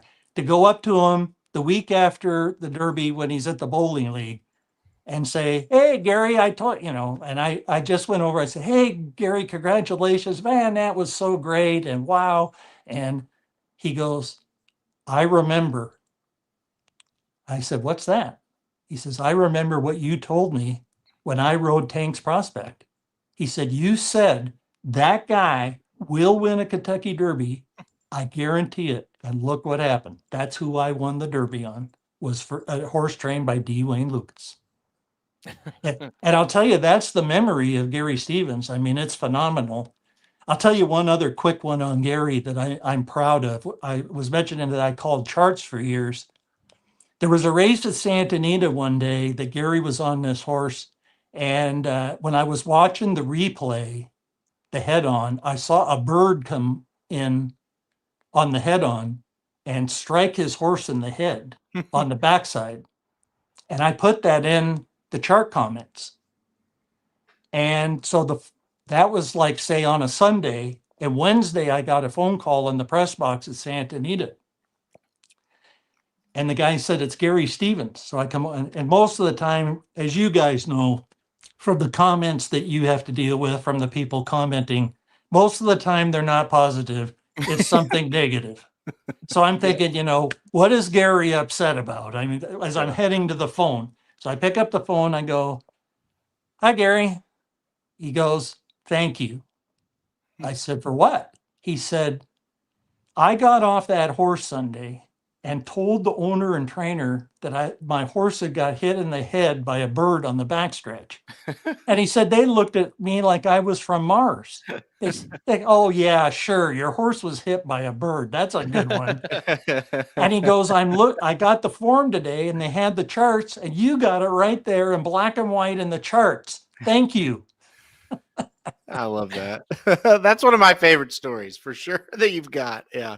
All right. We got a lot of people asking because you were on Good. Forever Young so strongly last year. They want to ask you what your thoughts are on Luxor Cafe.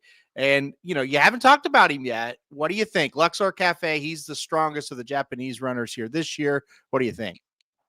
I think that he's not nearly as good, from what I can tell, as Forever Young.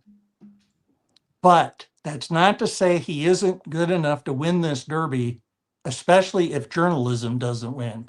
If journalism doesn't win, Luxor Cafe pretty much has as good a chance as anybody. And one of the reasons I say that is because something I addressed in length, I'm sure, on our broadcast last year was how Japan has just, done such a great job on the world stage. The only two races they have yet to win of any consequence, the Arc in France, which they should have won with a horse I saw run in the Japan Cup called Orfar, and the Kentucky Derby, a race they should have won with Forever Young. So the two races that have eluded them, they had a horse. Orfar was ridden so poorly in the Arc, it was like miles the best and should have won. And Forever Young, as I say, to me was the best horse and should have won. So that's a very good question considering how high I was last year on Forever Young. One thing I like about Luxor Cafe is he hasn't done as much traveling as Forever Young. So that's a plus. I think it's good that he's coming here without all those frequent flyer miles he piled up. On the other hand, that proved Forever Young much more as far as his quality, especially the UAE Derby. But even the race in Saudi Arabia, he was beat that day by that good sprinter miler. Who was that, guys? I'm trying to remember. Bookham Dano. Thank you. See, back 20 years ago, I could have come up with that. Thank you, Aaron. So Bookham Dano was home free. And then people made too big of a deal. Forever Young ran on the wrong lead down the stretch of this and that. See, people a lot of times make mountains out of molehills. That was a molehill. So Luxor Cafe, especially that last race, his turn of foot, which is another way of saying acceleration, was impressive. There's no getting around. And he's got the pedigree. How ironic would it be that 10 years after American Pharoah wins the Kentucky Derby and then went on to sweep the Triple Crown, that his son would win the Kentucky Derby and become the first for Japan. Crazy. So I honestly can't, and he's got two strikes, but it's he's hard to come up with the strikes because the two strikes are on the graded stakes business, and they're not going to run Derby type horses necessarily in graded stakes in Japan. Where Forever Young avoided strikes in those first two categories for me was running in the group races over, in Saudi Arabia and Dubai. So, again, you have to take things in their context. And the fact he's got two strikes doesn't bother me that much in the context that he's running an ungraded stakes races or ungrouped stakes races in Japan when they don't have them to run in Japan for those type horses on dirt. They don't have them. So I'm not against him on his strikes as much. So I think he is definitely, like I say, once you get past journalism, and especially if you can get any kind of price, how he's going to be bet is going to be interesting, because you figure after Forever Young ran so well, there are going to be people wanting to bet him as perceived to be the better horse from Japan. I will say this, I don't even necessarily say the other horse is without a chance. He's only got one strike, and that horse, I kind of bothers me more with him. I think he could be up there, part of what we're expecting to be that hot pace. So that horse, to me, is a bit of a question mark on the pace situation. But again, Japan, you can't not respect Japan these days wherever they're showing up. You can't. They're too. Look what they did at Del Mar a few years ago. When they won, not one race, but two races in a card at Del Mar. I mean, these guys have just, and a big reason for that was they got Sunday silence. We were too stupid as a country to hold on to Sunday silence. That's that's the biggest mistake in American breeding history. To me, that's my opinion of it anyway, and I don't know what would rank second. But letting that horse go to Japan, where he became one of the greatest sires, not just in Japan history, but in world horse racing history. We're seeing sons and grandsons of Sunday Silence. The guy's influence on breeding is, phenomenal. Yeah. And am I alone to think that it's really been 10 years since American Pharoah? How is that possible? It doesn't feel like it, does it? How is that possible? It seems like it was, 4 or 5, maybe 6 years ago. 10 years ago? We've gone a decade? Well, to that point, I mean, John, we are, how much since Pharaoh and really since Justify, can we please get back to some sort of normalcy of the Kentucky Derby? Well, I think this could be the year, Jared, because it's a cyclical business in terms of horse racing, especially like the Kentucky Derby or Triple Crown winners. Triple Crown, we've seen these gaps, and then you get a cluster. And we've gone 6 straight years with the favorite getting beat in the Kentucky Derby. Yep. Before that, they had 6 straight favorites win the Kentucky Derby. So, you could say they're due, and in a way they are. I think it's actually, in a way, it's not a big plus for journalism, but I actually think in a way it is a bit of a plus, because I think he's just the type of horse that could get us back to having, not a wacky winner, that we have a winner that makes sense. And you can't make more sense than this horse, whether he wins or loses going in. I mean, it's as good a resume as you're going to see. How can you have a better resume?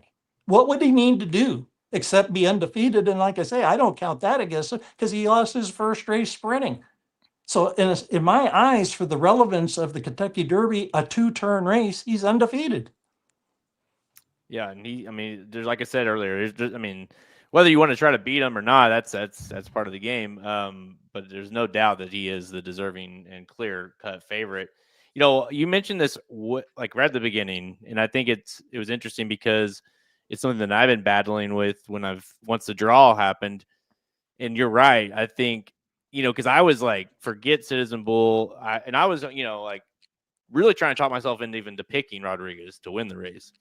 And then the post position and then the way they're working Citizen Bull, it's like, you're totally right.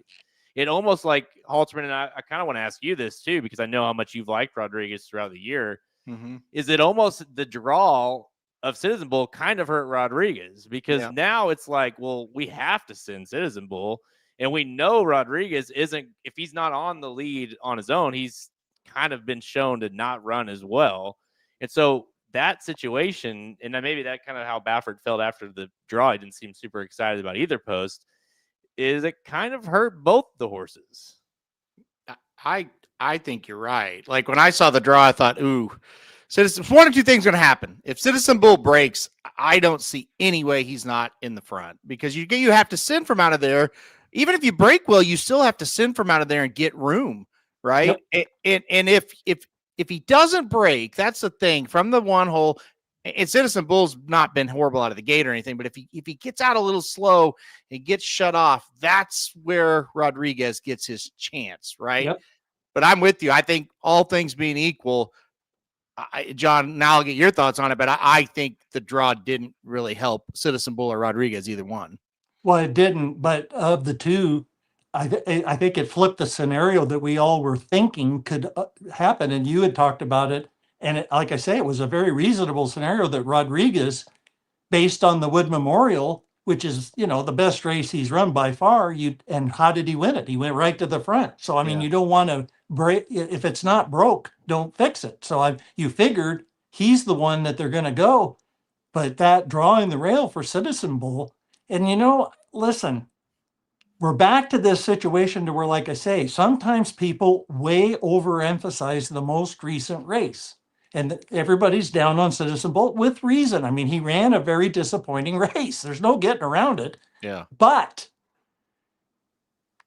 Baffert was saying, and sometimes these guys talk, sometimes what they say turns out to be true. So other times, it's just not the case. But he was saying that with Citizen Bull, he was going to need the Santa Anita Derby. And the way he ran was certainly like a horse that needed that race. And when you look at how he has trained since that race, and most especially, again, he had kind of a disappointing, not badly, but somewhat disappointing workout, one back with the blinkers off, that Baffert said, once he drew the rail, he said, we're not taking any blinkers off. They're staying on, and we're going to work them 5/8 and 58 and change. And so, I mean, he got that zinger, that's screaming what they plan to do with him. And I think what you also have to just play it as it breaks, so to speak. I mean, literally how the break breaks.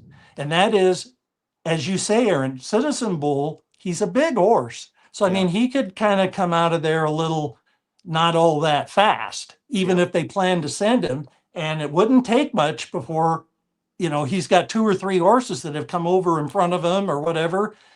That changes his whole race right away. And if that happens, Rodriguez could very well be one of those horses and be the one to get the jump on everybody else. So it's tricky. If Citizen Bull had drawn, outside somewhere, I would still be looking as Rodriguez more of the horse to think that he's the one they're going to go with and has the better chance of the two. But like I say, the thing about Citizen Bull, and why, let's say if you're betting a double to this race or a pick 3 to this race, a pick 4 to this race, a pick 5 to this race, or a pick 6 to this race, I would have Citizen Bull. I would probably single, in fact, I would single journalism and let the chips fall where they may. I like him. I mean, if I like him that much, he's the most since American Pharoah, why would I put other horses on there? But I would be sort of inclined to put in maybe a rare situation of a secondary smaller ticket and try to take stands elsewhere and play around in the Kentucky Derby a little bit, just in case journalism did get beat. Because the big key, if that happens, what kind of prices you're dealing with. Because if it's anybody besides journalism and you're hitting, say, a pick 6 or a pick 5 or even a pick 4 or pick 3 or even the double, you're going to get a much higher return. You're going to get some very nice payoffs. Think of what your payoff would be if you were alive in the pick 6, pick 5, pick 4, pick 3, and you have Citizen Bull on your ticket. And Citizen Bull comes out of that gate and goes right to the front. And we're all sitting there scratching our heads after the race going, well, he was the 2-year-old champ after all. I mean, it is kind of, I was thinking about that today. I was like, I mean, I'm not really on Citizen Bull really, but I'm like, he's 20-1. Yeah. Considering like you just said. I mean, you'd be sitting there going, duh. I mean, and it's Baffert. So, I mean, like, I wouldn't mind having a ticket with the 2 Bafferts. I would have Luxor Cafe. See, I'm not on Burnham Square. He'd have to beat me. I would maybe even be inclined to throw East Avenue in there. I bet $100 on him in the Bluegrass, and I'm sick about that. I had that race won till the very last instant. Yeah. So I might throw him in there. I would definitely have Sandman and Sovereignty. So if I played at pick 6, trying to beat journalism, those are the ones I would use: Citizen Bull, Rodriguez, Luxor Cafe, East Avenue, Tiztastic. I don't think I mentioned him last time. I would definitely have Tiztastic and Sandman and Sovereignty. See, but you're going so deep there, you'd have to single somewhere else, at least somewhere else and whatever. But I would be kind of inclined to do that because that's how you get a big score. As much as I love journalism, there's also the chance he does. Listen, when I saw Little Current in 1974 get beat in the Kentucky Derby with the trip he got, When they showed the replay of the 1974 Kentucky Derby prior to the Preakness, and they showed the trip he got, I went, how can he lose this race? Unfortunately, we didn't have home betting and everything in those days, but I would have been betting tons on Little Current in the Preakness. And he won by 7. And then he won the Belmont by 7. And he should have won the Derby by a pretty good margin. I mean, he was clearly the best of that bunch, without question. But he was in the record 23 horse field. That was the race that caused them to cap it at 20, which is too many. But at least they capped it from not having 23. That poor horse. And Angel Cordero's ride on Cannonade is one of the all-time. That guy was capable and did it right there. That horse in a 20-horse field, it's just a masterpiece of riding. I mean, it's incredible.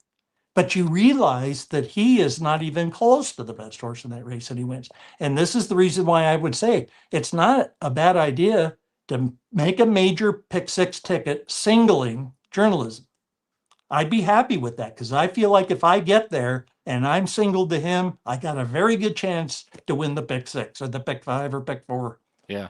But if I wouldn't mind getting there with a smaller backup ticket where I've played a lot less horses up to the Derby and kept it down enough that I could use those horses that I mentioned before. Because if you hit it with Citizen Bowl or Rodriguez or any of these other horses, I mean, the payoff's going to be so much more than it would be with journalism. So that's worth, thinking about for sure. I got to ask, this is a non-Derby race question, but Okay. I've been sitting here all day debating on what to do in the Churchill Downs Stakes. I think it's the 8th race on Saturday. And I keep circling back to Nisos and thinking this is a great race, but I think he's the best horse. I think he's got the most talent. What are your thoughts on Nisos and how he's going to come back? That is one race where I am trying to go short and I just can't get myself to do it. What do you think? He's my top pick, and I could envision singling him, but I would be worried because it's such a long layoff. Now, I will say this. One of the reasons I think he could win despite the long layoff is how well he ran first time out. Yeah. Which is coming off a layoff. And I was proud. I made him the morning line favorite in that race. And he went off at a good price in that race. I mean, there were other Bafferts people were liking more than him. But Toby Terrell is a clocker here in Southern California, and I had heard him on the radio talk about Nisos. And that played a big role why I made him the favorite. That was the toughest 2-year-old maiden race in Southern California that year, and by far. And he made that field look like a bad field. That's one of the most spectacular debuts I've seen in Southern California.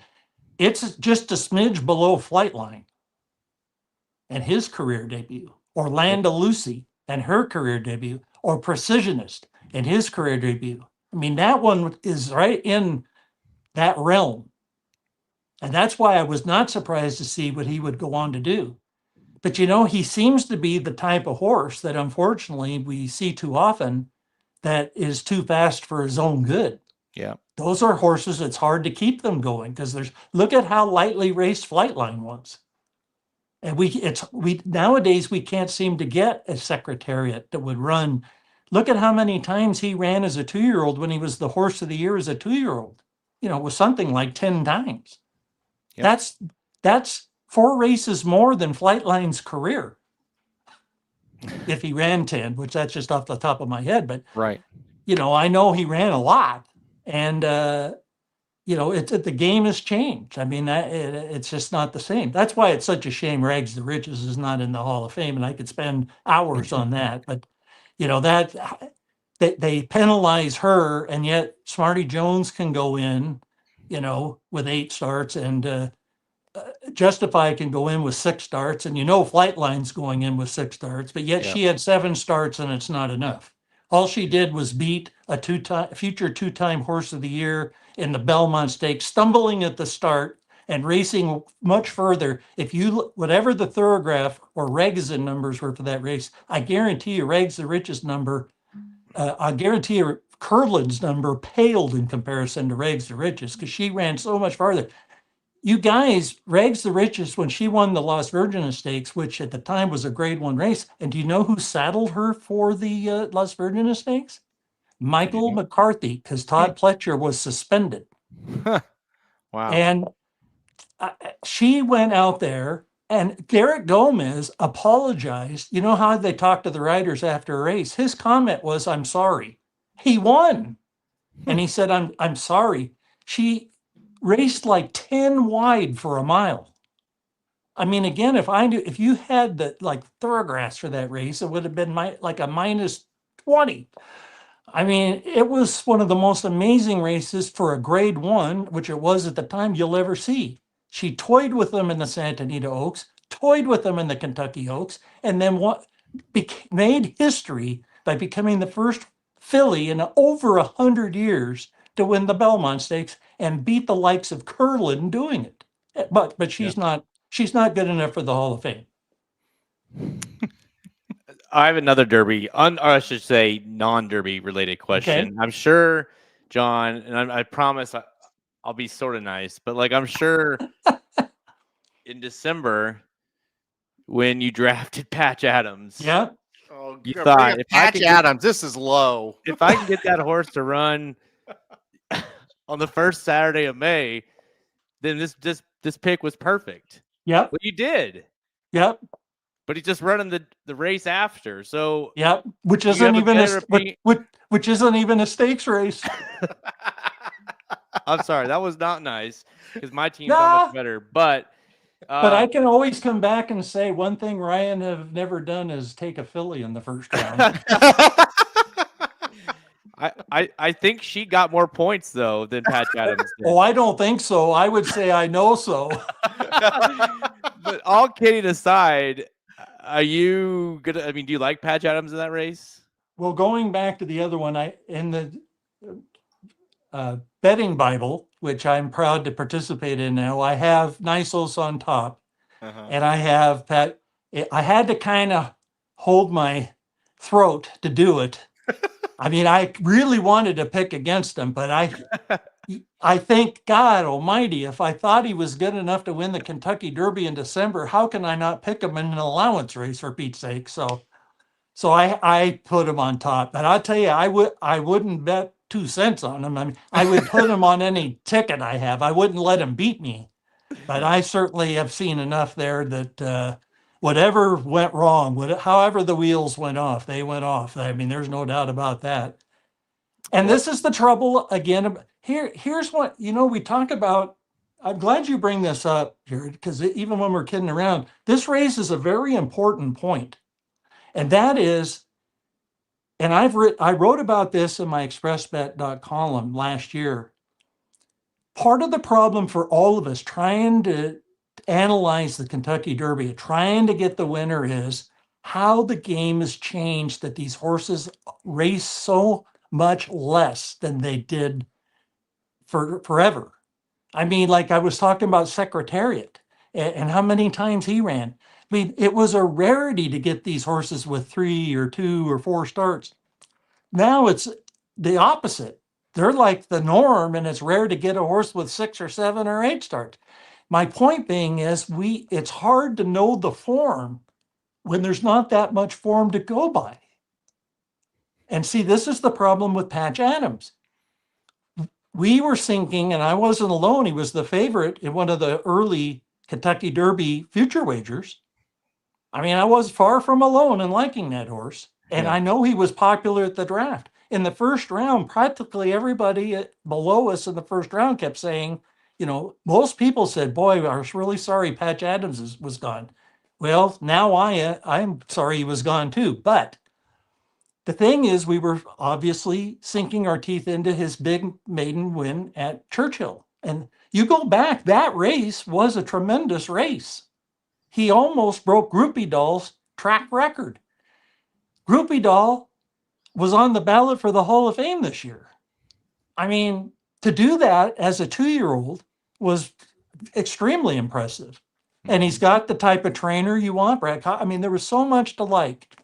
And talk about a big disappointment. But the point is, that is Patch Adams more like that maiden win or his losses? And that's why, to me, even in this race on Derby Day, the jury's out, because he might just not be, the fluke might be the maiden win, not the other races. Now, if he comes out and wins by 10, you're going to say, okay, that's the real Patch Adams. We finally got to see him again. And I certainly off the maiden win wouldn't rule that out. But I think there's just as good a chance that off the one race, we were just overrating the horse. And Jared, to your credit, you kind of thought that all along. You were not as high on him going into the draft as most of the people in the league. And he was overrated. And it turned out to be the case. But And I mean, yes, but there's no way I would ever thought it was this bad, you know. well, me neither, to say the least. I mean, but that's horse racing. These horses, and believe me, this is why Whittingham would tell you these horses can make you look awfully foolish. I mean, I learned a lot from that guy. And that was one of them that he said, you know, these horses can go out there and just really make you foolish. And that's how we felt, obviously, taking Patch Adams. I mean, we look like idiots now, but if we had the draft again tomorrow with what we knew at the time, I'd take him again. I mean, now I wouldn't take him again at this point if we drafted today, but if we turned back the clock and did it all over, knowing what we knew, I would take him again. No question about it. Yeah. I'm just sorry, you know, if I remember correctly, journalism went number 4. I think that's true. And so I'm sorry that we didn't like draw number 4 and Patch Adams would have been taken before us and whatever.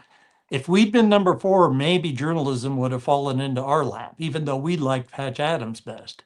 And that's how drafts go. Sometimes it's not what horse you like, but which horse drops into your lap based on where you drafted. Yep.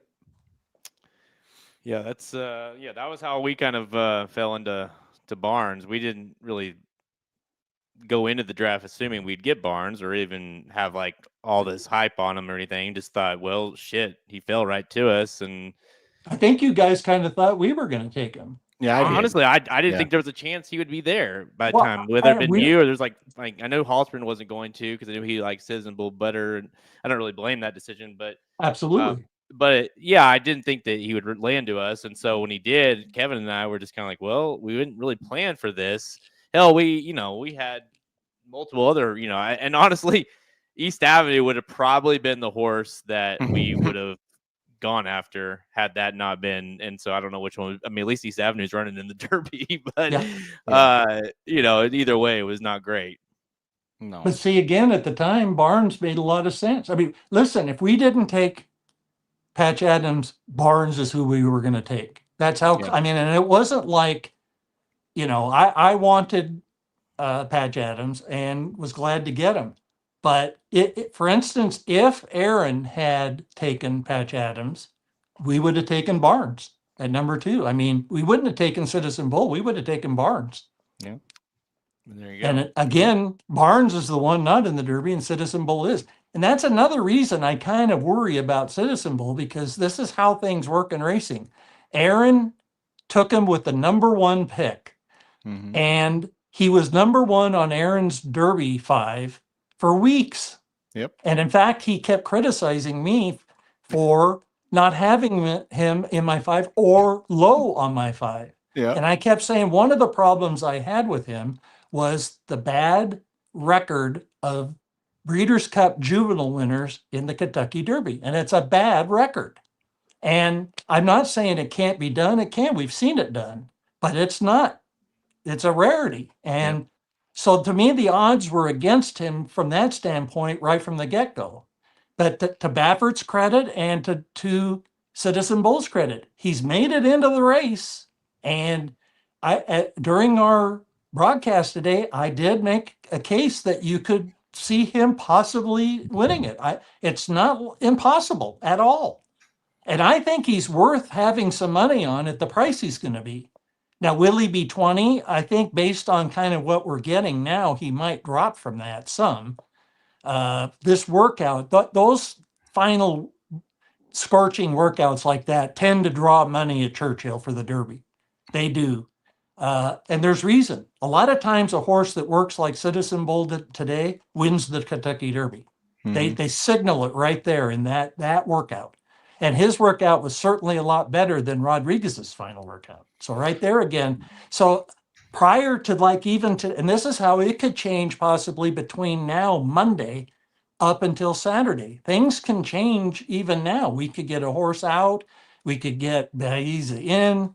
But there's certain things I think we can hang our hat on in this Derby that are almost certain to happen. One is I can't see how the pace is going to be slow. Yeah. So that's one thing. And I think journalism, especially with Luxor Cafe on one side and the come from behind her Burnham Square on the other side, I think the chances of him getting out of there, barring an East Avenue Breeders' Cup stumble or something, which is always a worry too. And by the way, that's what happened with Rags to Riches and her Belmont. I had $1,000 to win on Rags to Riches in that Belmont. And if I remember correctly, she paid like $10. Mm-hmm. And when they rang the bell, I thought, well, so much for that $1,000.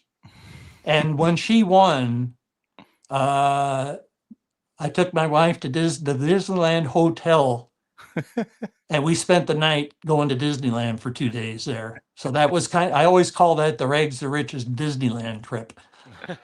But that's that type of thing. Anything like that in racing can happen. Well, let's go. But if we're going to talk about Patch Adams, we might as well talk about Thunder Snow. Jeez, we can't. That was actually a good pick. See, and that's the problem with the Derby. Yeah. It's like Forever Young. See, that's two of them. I feel like I was right. But what does it matter? It doesn't matter because, and the embarrassing thing about Thunder Snow, it's one thing to get beat in the Derby, but when you can't even reach the finish line the first time, and the horse turns into a bucking bronco, I mean, you're just like embarrassed. Like, how did I ever pick that horse? And well, I did, but boy, he proved. I mean, look at the money that horse ended up winning, 2 Dubai World Cups. Yeah. And believe me, the rest of the horses in that particular Derby weren't exactly the second coming of American Pharoah or Justified.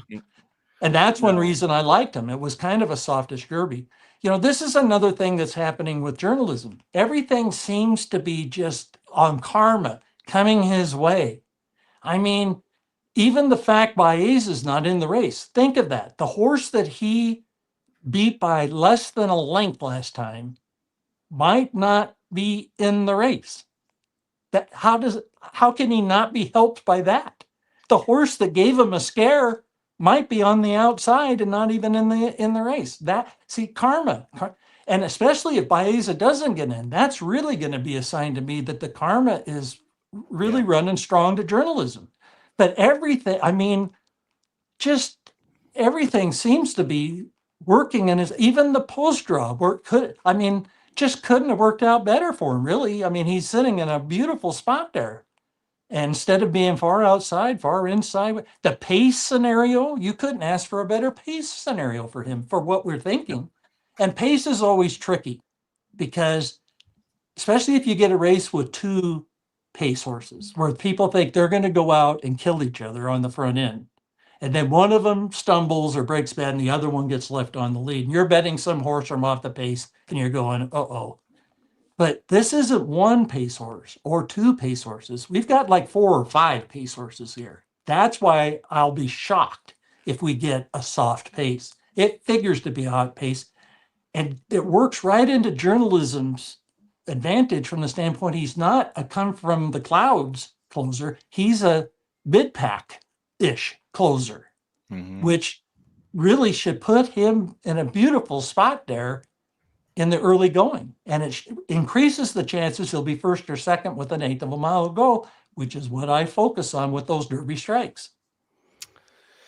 Well, John, that's again, I want to go ahead and post or say this. The article is posted now. So I've posted the article. Good. So if you guys head over to the website, racingdudes.com, John's full article on the Derby strikes, all in full detail, is posted on the website. It's the first article there. And again, it goes over more detailed specifics right there in front of you. So I also have the video of this embedded in that as well at the bottom. So, you know, you could kind of do both, as well as John's picks for the, you know, obviously the Derby, the top 4, but every race on Derby and Oaks Day are in the betting Bibles. So again, go grab that as well. John, before we end, I mean, it's no mistake. We all know you're picking journalism to win 151 Kentucky Derby, but what is, you know, what's the low? Like, it's 5-2. You're playable. I mean, you think you'll be 5-2. You think you'll be 3-1. What's the most, like? Could he go too low for you to play, or are you betting him no matter what? I'm betting him no matter what, because he's not going to be anywhere like 6-5 or 8-5 or so. I mean, I don't see that. I mean, no. People like too many other horses, and the 20 horse field keeps the price up. I mean, I'd be stunned if he's lower than 5-2, and I think Mike Battaglia hit the number really well. I think 3-1, that's a good line on him. And believe me, like I say, the reason I will be betting him is because you don't want to miss the boat. You want to be on the boat before you miss the boat. And if you don't bet him here and he wins, like I say, and especially if he wins convincingly, if he's an emphatic winner here, the next time you see 5-2 or 3-1 on him is likely never. Yep. In other words, this is the chance right here. And this is what horse racing, it's what gambling and sports too. You have an opinion, you back up your opinion. And what you want is to be as richly rewarded for your opinion as possible. And you, like I say, this is the opportunity. Now you could bet, like I say, 1,000 on him in this race and have him come out and be a bronco or stumble or get bumped all the way down the stretch like Forever Young last year, who I did have 1,000 to win on. You know, and you just say, well, I took my shot. But like I say, I'm not interested in any other horse except in a multi-race sequence on a smaller ticket. Because this also could be an opportunity, since we so often see the best horse not win. Why not have a backup plan, which is plan B, which is just in case he's one of those many Derby horses that didn't win when you feel they should have, that at least you're on one of these other ones that are going to be good prices, which they are, and hit a pick 6, pick 5, pick 4, whatever. So, you know, that's how I would look at that. I mean, but I can't see him going, I mean, higher than 3-1, unlikely. I think he's just done too much at this point. But it's not impossible again, because you know, one thing I went back and looked at, in one year, my boy Jack was the actual second favorite at 6-1. Yep. And so that shows you the betting can get kind of wacky sometimes too. I mean, It's hard to predict. And especially, you know, I'll say this about the Derby. There was a time we saw horses go off at 50-1, 80-1. And of course, we had Rich Strike win a big upset and Mind That Bird and Giacomo. But these days, even horses that kind of you figure are going to be big prices, sometimes they're down there 15, 20-1 that you'd think might be more 30, 40, 50, 60-1 or something. And what's led to that, I think, are those upsets. You know, like the year after Rich Strike, you really saw nobody getting, you know, because people are going, heck, this horse has just as good a chance as Rich Strike did, which is true. That's not. And another thing that's going to affect the betting is Baeza. Is he in or out? Yeah. See, and we'll know after 9 o'clock Churchill time Friday whether he's in or out. Yeah. And as Grennig pointed out, for 6 straight years, he would be in. Somebody will scratch. But if he doesn't get in, you know, that's money, because he's going to take, I would not have made him 12. I can tell you that right now. There's no way on earth I would take the horse with the best thoroughgraph last race number, 0, and a horse that is one of only 3 horses in the race to get a triple-digit buyer, 12. I don't think I'd go lower than 8, because it'd be kind of hard to see him at 6. And I'll say this, I think there's a better chance he'd go 6 than 12. And I think he'll be in, if he gets in, he's in single digits. You know, he's just, people respect him too much with reason. With the race he just ran against the horse, it's going to be 5-2 or 3-1. Yep. I mean, how you're going to tell me there's going to be that big of a gap from journalism to the horse that came within 3/4 of a length of beating him in the Santa Anita Derby? You're going to jump from that good of a performance from 3-1 to 12? So that's one thing I definitely would have done different than Mike Battaglia. I would have him at 8 at the highest if he gets in. And if he doesn't get in, it's all moot anyway. But that affects the prices on everybody else too. Yeah. Because if Baeza gets in, that helps the price for even Sovereignty, San, everybody. Yep. Because he's going to draw enough money to push other people. That's the nature of pari-mutuel wagering, that we're all in the same pool. So the question is Baeza in the pool or out of the pool? And it's going to affect the prices of even, that can affect the price on journalism. There's less of a chance of journalism going off below 3-1 if Baeza's in the race. If Baeza's in the race, there's a better chance of journalism going off 3 or higher. Which would be awesome. Yeah. I mean, well, and I got to tell you, as much as I love Baeza and think he could, you know, because he's that good of a horse and he's got a trainer that knows how to win the race. He beat me with closing argument. He beat me with Giacomo. And believe me, Baeza's a much better horse than Giacomo, I think. I don't even think they're close. And so he won it with a horse that wasn't nearly as good as this horse. Yeah. But the problem, there's problems there. Like I say, he'll have to break from post 20. There's the fact that he didn't run as a 2-year-old. There's the fact that he had to tighten the screws for the Santa Anita Derby. That's unlike Sheriff's. He would much rather do what he did so well with Zenyatta, have her at her peak. You know, I almost bet $1,000 against Zenyatta before the Breeders' Cup one year, and I was going to bet a horse that looked like, trained by Jerry Hollander for a filly, who looked like she was the only speed in a 4-horse field. And I thought if there's ever a time that Zenyatta's going to get beat, this might be it, because there's only one front runner. And I'm knowing John Sheriff's, he does not have Zenyatta fully cranked for the race right before the Breeders' Cup. And so I'm driving in, I went to the ATM, got my money, go to the track. And by the time I got there, I said, are you like on drugs or something? I mean, you're going to bet against Zenyatta? What? I said, no, I'm going to bet on Zenyatta. And so I changed my mind to bet 1,000 on Zenyatta. And guess what? She won. So, I mean, that's the thing that it can happen. But I got to sink or swim with journalism. And as much as I like Baeza, this isn't an ideal, even if he gets in, it's not an ideal situation for him. This appears to be an ideal situation for journalism, with even less question marks than Forever Young or these other horses I've liked in the Derby.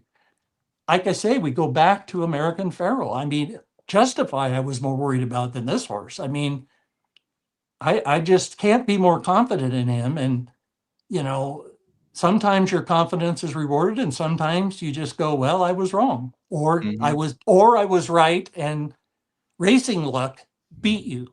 And we've all experienced that enough to know that's always a possibility. Yep. Unfortunately, we've all been there, but that's what makes the wins that much greater. And even when you win a race like this with a horse like journalism or Pharaoh or Justify, hey, to be right in a 20-horse field when, you know, everything's up against you and, you know, and you're getting, like you said, like value's value. And if you're getting 3-1 on journalism, that's the value of the century if he wins like you think he will. So, well, like John, you were talking, any last thoughts before we leave you here? This is your kind of last comments, obviously, before the Kentucky Derby. Well, to show you, I mean, we all like it better if we're not betting on a favorite and we can beat the favorite. I mean, that's the nature. That's why when all the years I made the morning line, I felt the most important thing I did was to have the right favorite as often as I could. And I'm very proud at the record I had along those lines.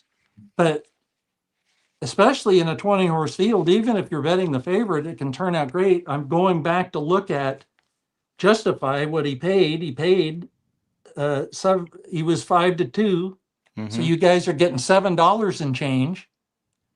If that's not a bad, I mean, considering what he was, and he didn't exactly win in a photo that day. Yeah.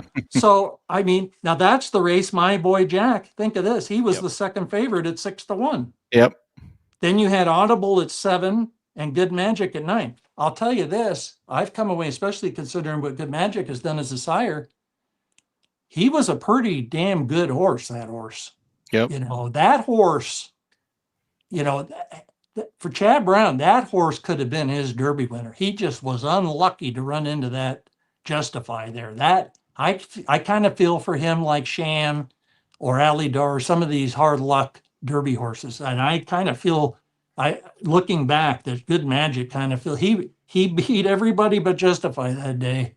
And I mean, that horse, he was a pretty damn good horse, that Good Magic. But that's such a thrill for that you guys were there, And like I say, you guys, you said it. You bet Farrell big, and look, what he go off at? He wasn't he 5-2? Yeah, he's paid $780, I believe. There you go. So he's 5-2. So you got 2 5-2 shot. This horse is going to be 5-2 or higher.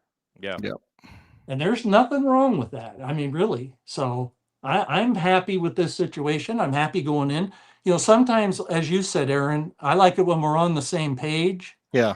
And I like it that, we feel squarely on the same page here. We're not like fumbling around, well, do I like this one or that one? No, This is who we like, and we'll let the chips fall where they may. I mean, and either he'll come through for us or not. So. Yeah, I mean, I text Halterin right after the bluegrass, the final really prep, and I was like, this is the most confident I've been in a horse since Justify.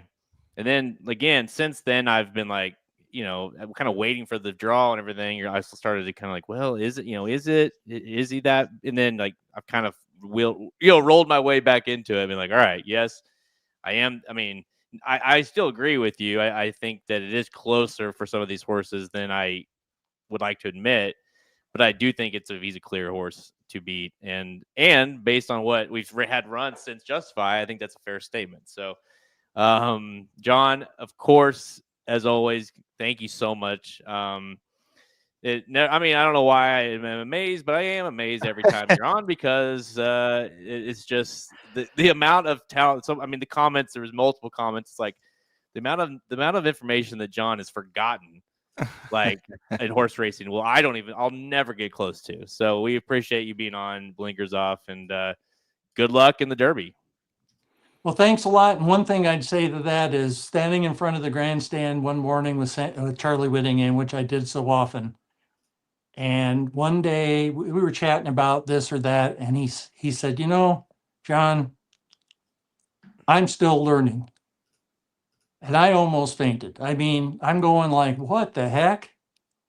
This guy who has forgotten more about horse racing than I'll ever know. And he says he's still learning. I'm going like, what does that tell us? Well, it tells us, and this is part of what's so great about racing. We're always learning. We really are. And, I learn when I watch you guys on Blinkers Off. You guys, and I love the way you guys go back and forth. I mean, you guys play off each other so well. And you do the work. You don't just show up like so many of these guys with these opinions that are not backed up by anything. I go back to Aaron when he felt that a horse that I like. See, now I'm getting so old, I can't remember the horse, but Aaron will. There was a horse I liked once that looked like it took a bad step in the upper stretch. And I thought, no, I don't think Aaron's right on that. It turned out that horse had a problem and didn't run. Yeah, the Pletcher horse. You talking about the Pletcher horse from last year, right? Gosh, what was the name of that horse? Yeah, well, welcome to my world. But okay, but Aaron, the horse goes on the shelf forever. Yeah, it's like a 2-name deal. Yeah, oh geez. Well, let me look here. I'll find him. I can't believe I don't remember him. But you were adamant. You kept saying it and I kept thinking, well, maybe, but I don't know. And all of a sudden he's on the shelf forever. And yeah. Oh my gosh, I cannot remember. He was one of those highly regarded Pletcher horses last year that looked like, he looked like a monster. And it seemed like he came back and he hadn't been back since either. Yep, I think that's the case. He's run once and it wasn't good. He was on your fantasy team, John. I cannot remember who that was. Oh, that's going to bother me. Well, Pletcher's had so many. That's what makes it kind of hard for us to remember. It wasn't Speakeasy, Dennis. Gosh. It's going to bother me. But I mean, that's where I say you learn, because you came away with, you're the only guy I know of that made that observation there. No one in the racing forum, no one on TV, no one on any radio show, nowhere else did somebody come up with that. Yeah, and I was skeptical. I wasn't like totally saying that's not right, but I was skeptical, and time proved that you were right. And that's how you get credibility. And that's how other people lose credibility, because I pay attention to what they say and whether what they say proves out. Mm-hmm. It's like credibility. Now, we've got one final big hurdle here. You just reminded me. I know what you're going to say. We have to see who Andy Beyer picks. And he's the first to admit it. Yeah. That he's the worst Kentucky Derby or any of the 3 Triple Crown races. You know, he's picked like 1 out of a million. I mean, it's just, and I was at Disneyland with my wife at the Jungle Cruise in line when I saw on my phone that he picked against American Pharoah. And I said, it's over. American Pharoah's winning this Triple Crown. Right? I said right there, I said, he is winning the Triple Crown. We passed that Beyer bugaboo. And sure enough, of course, American Pharoah broke the 37-year drought. But I was praying that Beyer didn't pick him, and he didn't. So I was looking at that. I pray that he doesn't pick journalism, because journalism will have to be that much better to overcome that. I've got the horse, guys. I got it too, damn it. Oh. Okay, who is it? Go ahead. It's your story. Go ahead. It was Born Noble. Born Noble. Yeah. Pletcher had told me about him before his first race and how much he liked him. And his first race lived up to the hype. Yes. Yeah. But that race, he, and he was upset. And Aaron said right away, Aaron, another thing, you stuck to your guns on that. Mm-hmm. And you weren't, dogmatic about it. You were just saying, it looked to me like, I like the way you handled that. Yeah. It was sort of like, from what I saw, I kind of, and I kept thinking, I don't know. And look, he was off forever. Yeah. Okay, so it was a second lifetime race, and it was on February 3rd. He was running on Fountain of Youth Day, or no, where that had been Holy Bull Day. He was running on Holy Bull Day on the undercard. He was 3 lengths ahead, and he took. If you go back and watch it, you can tell he took a weird step, and he flipped his leads when he did that. Yeah. He flipped back to the wrong lead. He did. And a horse named Real Macho came and beat him at like 40-1 or 20, whatever he was. And again, I just watched that over and over. I said, no, this horse was pulling clear. And then that's what happened. And then, like I said, he was off for like 10 months. He came back, and then he was off 3 more months and came back, and he didn't hit the board in either one of those races. So you can't tell me he didn't get hurt that day. Yeah. Not only that day, but at that moment. Yes. You've got the exact moment that horse, the problem that kept him from being the horse that Pletcher thought he was going to be, and the horse that he looked like he might be off his first race. That right there pulled the rug out on his career. But nobody else. Yeah. Aaron, you were the guy, and you deserve credit for that. I mean, and it shows you, listen, I've known you guys, I don't know, well over a decade now or whatever, but the Aaron Halterman back then, I question whether you would have been experienced enough to notice that and talk about that and so forth. But you guys, through your experience and watching races and studying races and being involved in this as much as you are, that's why I say the credibility is there. I don't forget those things, especially when you're the only guy No, not in the nobody, not the publicity notes. Nowhere did it say, this horse took a bad step or took a weird step or wherever you want to put it. But it happened right there and you nailed it. The giveaway was when he just flipped his leads. It was just awkward. And he wasn't like, usually when a horse flip flops the leads, they're tired or something like that. That horse was not tired or anything like that. And I don't know, it was a bad step. And then he flipped it and I thought, that's odd. And then, like I said, John, I tried to reach out to everybody and they were like, no, he's fine. He's fine. It's like, he's not fine. He's ran in like 4 months. Well, this is another thing. You stuck to your guns. And I respect that because even though everyone, and I mean everyone, you kept running it because we would discuss it and you'd say, everybody keeps that. And I wasn't saying he's fine. I'm just saying I don't know. I'm kind of skeptical. Well, believe me, the layoff told the tale. I mean, that's all you need to know. And the fact he came back, it made his debut look like Patch Adams. Yeah. See, and it makes you wonder really what's going on there. If there's something. Listen, I studied under the great Charles Hatton. There's a guy that forgot more about racing than any of us will ever know. And you go back and read what he wrote, and I've shown this to Ryan Stillman, our fine friend. But you read his reviews of the year in racing through the late 50s, through the 60s, up into Secretariat. And he talked about I learned about conformation, breeding, how to train horses, how they should be trained. But one of the comments he made that I've never forgotten, there's so many factors a horse player cannot possibly know that is going to affect a horse's performance. Mm-hmm. Like stepping on a rock on the way to the race or something. I mean, or coming out of it sick or, there's just so many factors. And it makes you again realize how fortunate we are. We think we're so great when we do pick a winner, like I did with Secretariat or I did with American Pharoah or I did with Justify. Mm-hmm. And we think, oh, we're so great. Well, one thing about my prediction of Secretariat where I was lucky, and I'll admit I was lucky, when I wrote that in March, Sham hadn't really burst on the scene. He didn't burst on the scene till he won the Santa Anita Derby in stakes record time. So my prediction of Secretariat was not taking into account Sham. Mm-hmm. Now, I will take pride in the fact that after the Wood Memorial in my high school paper, I said, yes, Secretariat got beat, but I'm not getting off him in the Kentucky Derby. And so even though he had been beaten by Angle Light and Sham, I stuck with him. And that's another kind of lesson you learn is don't overreact to one race. And that's like, I obviously overreacted to Patch Adams' maiden race, one race. So you've got to try to always keep that in mind. And that's the problem we have with the Kentucky Derby is we don't have the body of work and we're trying to speculate.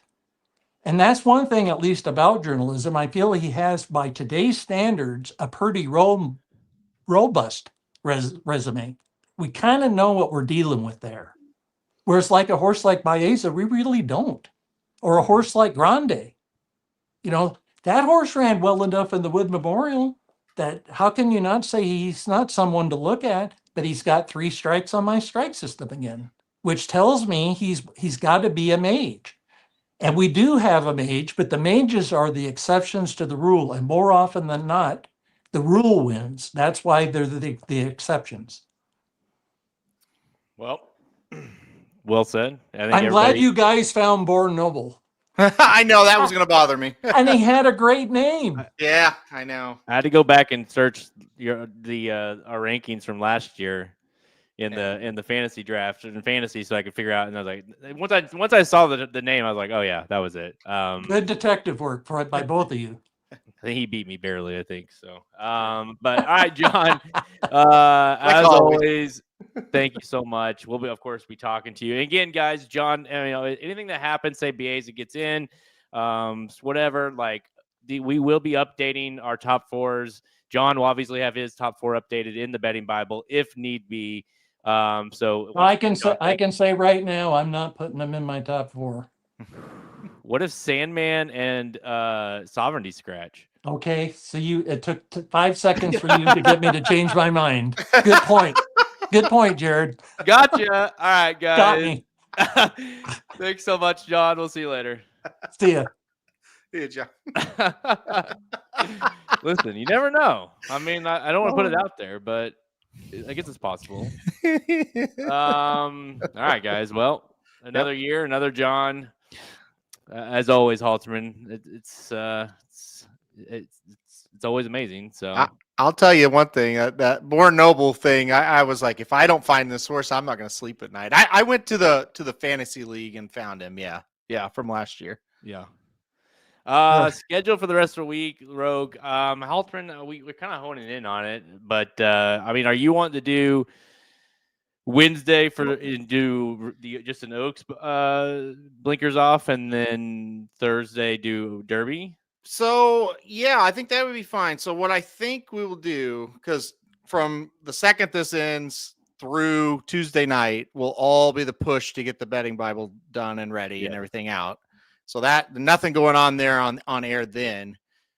That'll come out Tuesday night, Wednesday morning, and then we'll start with the other blinkers off stuff. So I would think, do we need to do 2 shows? That's the only question I've got. Because could we just cover it all on Wednesday since we did this one today, or do we need 2? I think that's the question. I guess we could ask the chat that question. Would you guys rather have 2 individual shows, like one that's based on the Oaks and then one that's based on the Derby? Or would you guys like it to be kind of a mega show on Wednesday where it's covering the Oaks? So, I'd say like a 25-75 split where it's Oaks and then Derby is the main focus. I'm fine with either one, honestly. I will say we will be announcing on, I think that is on, Thursday is May 1st. That's when we will announce the top 20 of our subscribers. So that's, if you guys haven't heard that, we will be giving away $1,000 on Kentucky Derby Day to someone that is a subscriber on the website at Racing Dude. So all you got to do is be a premium subscriber. We're going to randomly draw out 20 names on May 1st. So you just have to be a subscriber by then. And on Kentucky Derby Day, we're going to have a little randomizer race, basically, for $1,000. So I think kind of the 2 shows, if you do Wednesday and then on Thursday with the Derby, we can also announce those 20.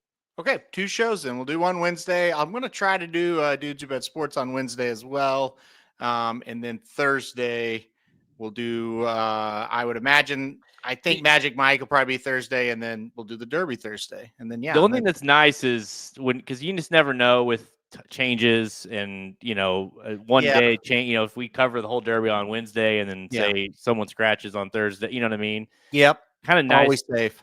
You can't do Friday, obviously, but it's nice to wait kind of as long as you can. Yeah. No Manscaped Groupons, no Olive Garden, no coupons to the website, anything like that. It's straight up cash, homie. So we'll be giving it away to somebody. But yeah, so Wednesday afternoon, Thursday afternoon, look for Oaks/Derby podcast, as well as announcing those top 20.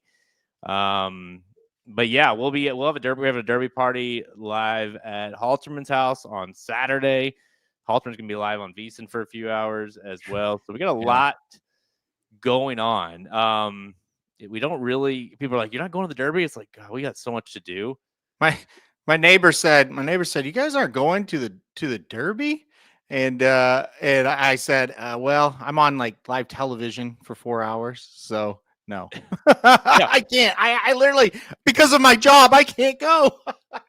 Yeah, the job that you're covering, it'd be nice. Like maybe when we retire, like John, we can actually go to the Derby again and enjoy it. But can we bring John Katz on real quick? I see his. Can we bring him on? Yeah, let me take off. Here you go. Okay. Add it. John, we got. There are the cats. Okay. She's on the Secretariat shirt. See that? There you go. I love it. All right. Okay. I had to see the cats. She's also picked journalism, is what the rumor is. So there's the other one too. Hold on. We got to do the other one, Jared. There's the other one. I can't. I don't know where. I can't tell. Oh, you're good. Oh, you're good. Yeah, you're good. We got you. Hi. She's not too happy about this.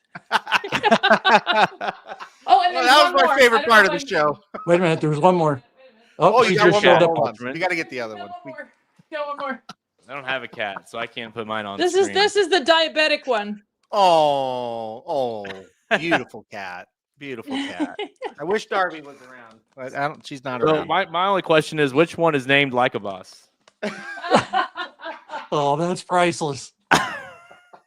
Actually, it's Mittens is the black and white, Alani is the orange one, and Penny is the white one. Okay. All right. No lack of bosses. That was retired after my car. One and done for that one. Yeah. Okay, hold on. I do have a picture of Darby. If you guys, she's on. Oh, Mom's good, lap, good. so hold on. If we're sharing cat pictures, I got to get. Oh, involved in yes. this. We've lost the show has gone off the rails now. It was off the rails a long time ago. It's all right. That's true. Let's Yeah. see. Here. Oh no. Hold on. I'm not as good as Jared at pulling stuff up here. Let's see. See if I can find her here. You did a great job with those graphics, Jared. That Oh, was yeah. great. Hey, There you go. There's Darby. She's sleeping on her mom's lap. Look at that. Look at that. And you saved her life. Yeah, I know, right? It's she's living her best life now. So there you go. Always That's have a nice. soft spot for the cats, for sure. Yeah. All right, we got to get out of here. All right, guys. Okay. Johnny, once again, thanks for joining us. Thanks for the I gotta cat. go eat. I don't have a cat to show you guys, so How's the football going? hey, you know what? Listen, John, we started off 0-2. Wasn't great. We lost a couple nail biters, and we played the best team in the league last week, and we pulled off a win, 27-21. So Nice. yeah, the boys, we rallied. We're 1-2. We're gonna look. We started off slow, but we're Well, you coming. stopped updating us. Don't stop updating us. I stopped updating because I was like, we're gonna go 0 for this season. I didn't want to say anything. Well, I understand that. So And now then that we you won, beat the so now I feel. I'm like, all right, I'll update you guys now. good, good. What we're referring to is a second grade level flag football team, everybody. So, but John and Halterman do make bets on that every single week, so they are invested in it in some way. For sure. Yeah. All right, guys. Okay. Make sure you go to racingdudes.com. Go get the Derby Oaks betting Bible. It's available right now. John's picks, our picks are all in there.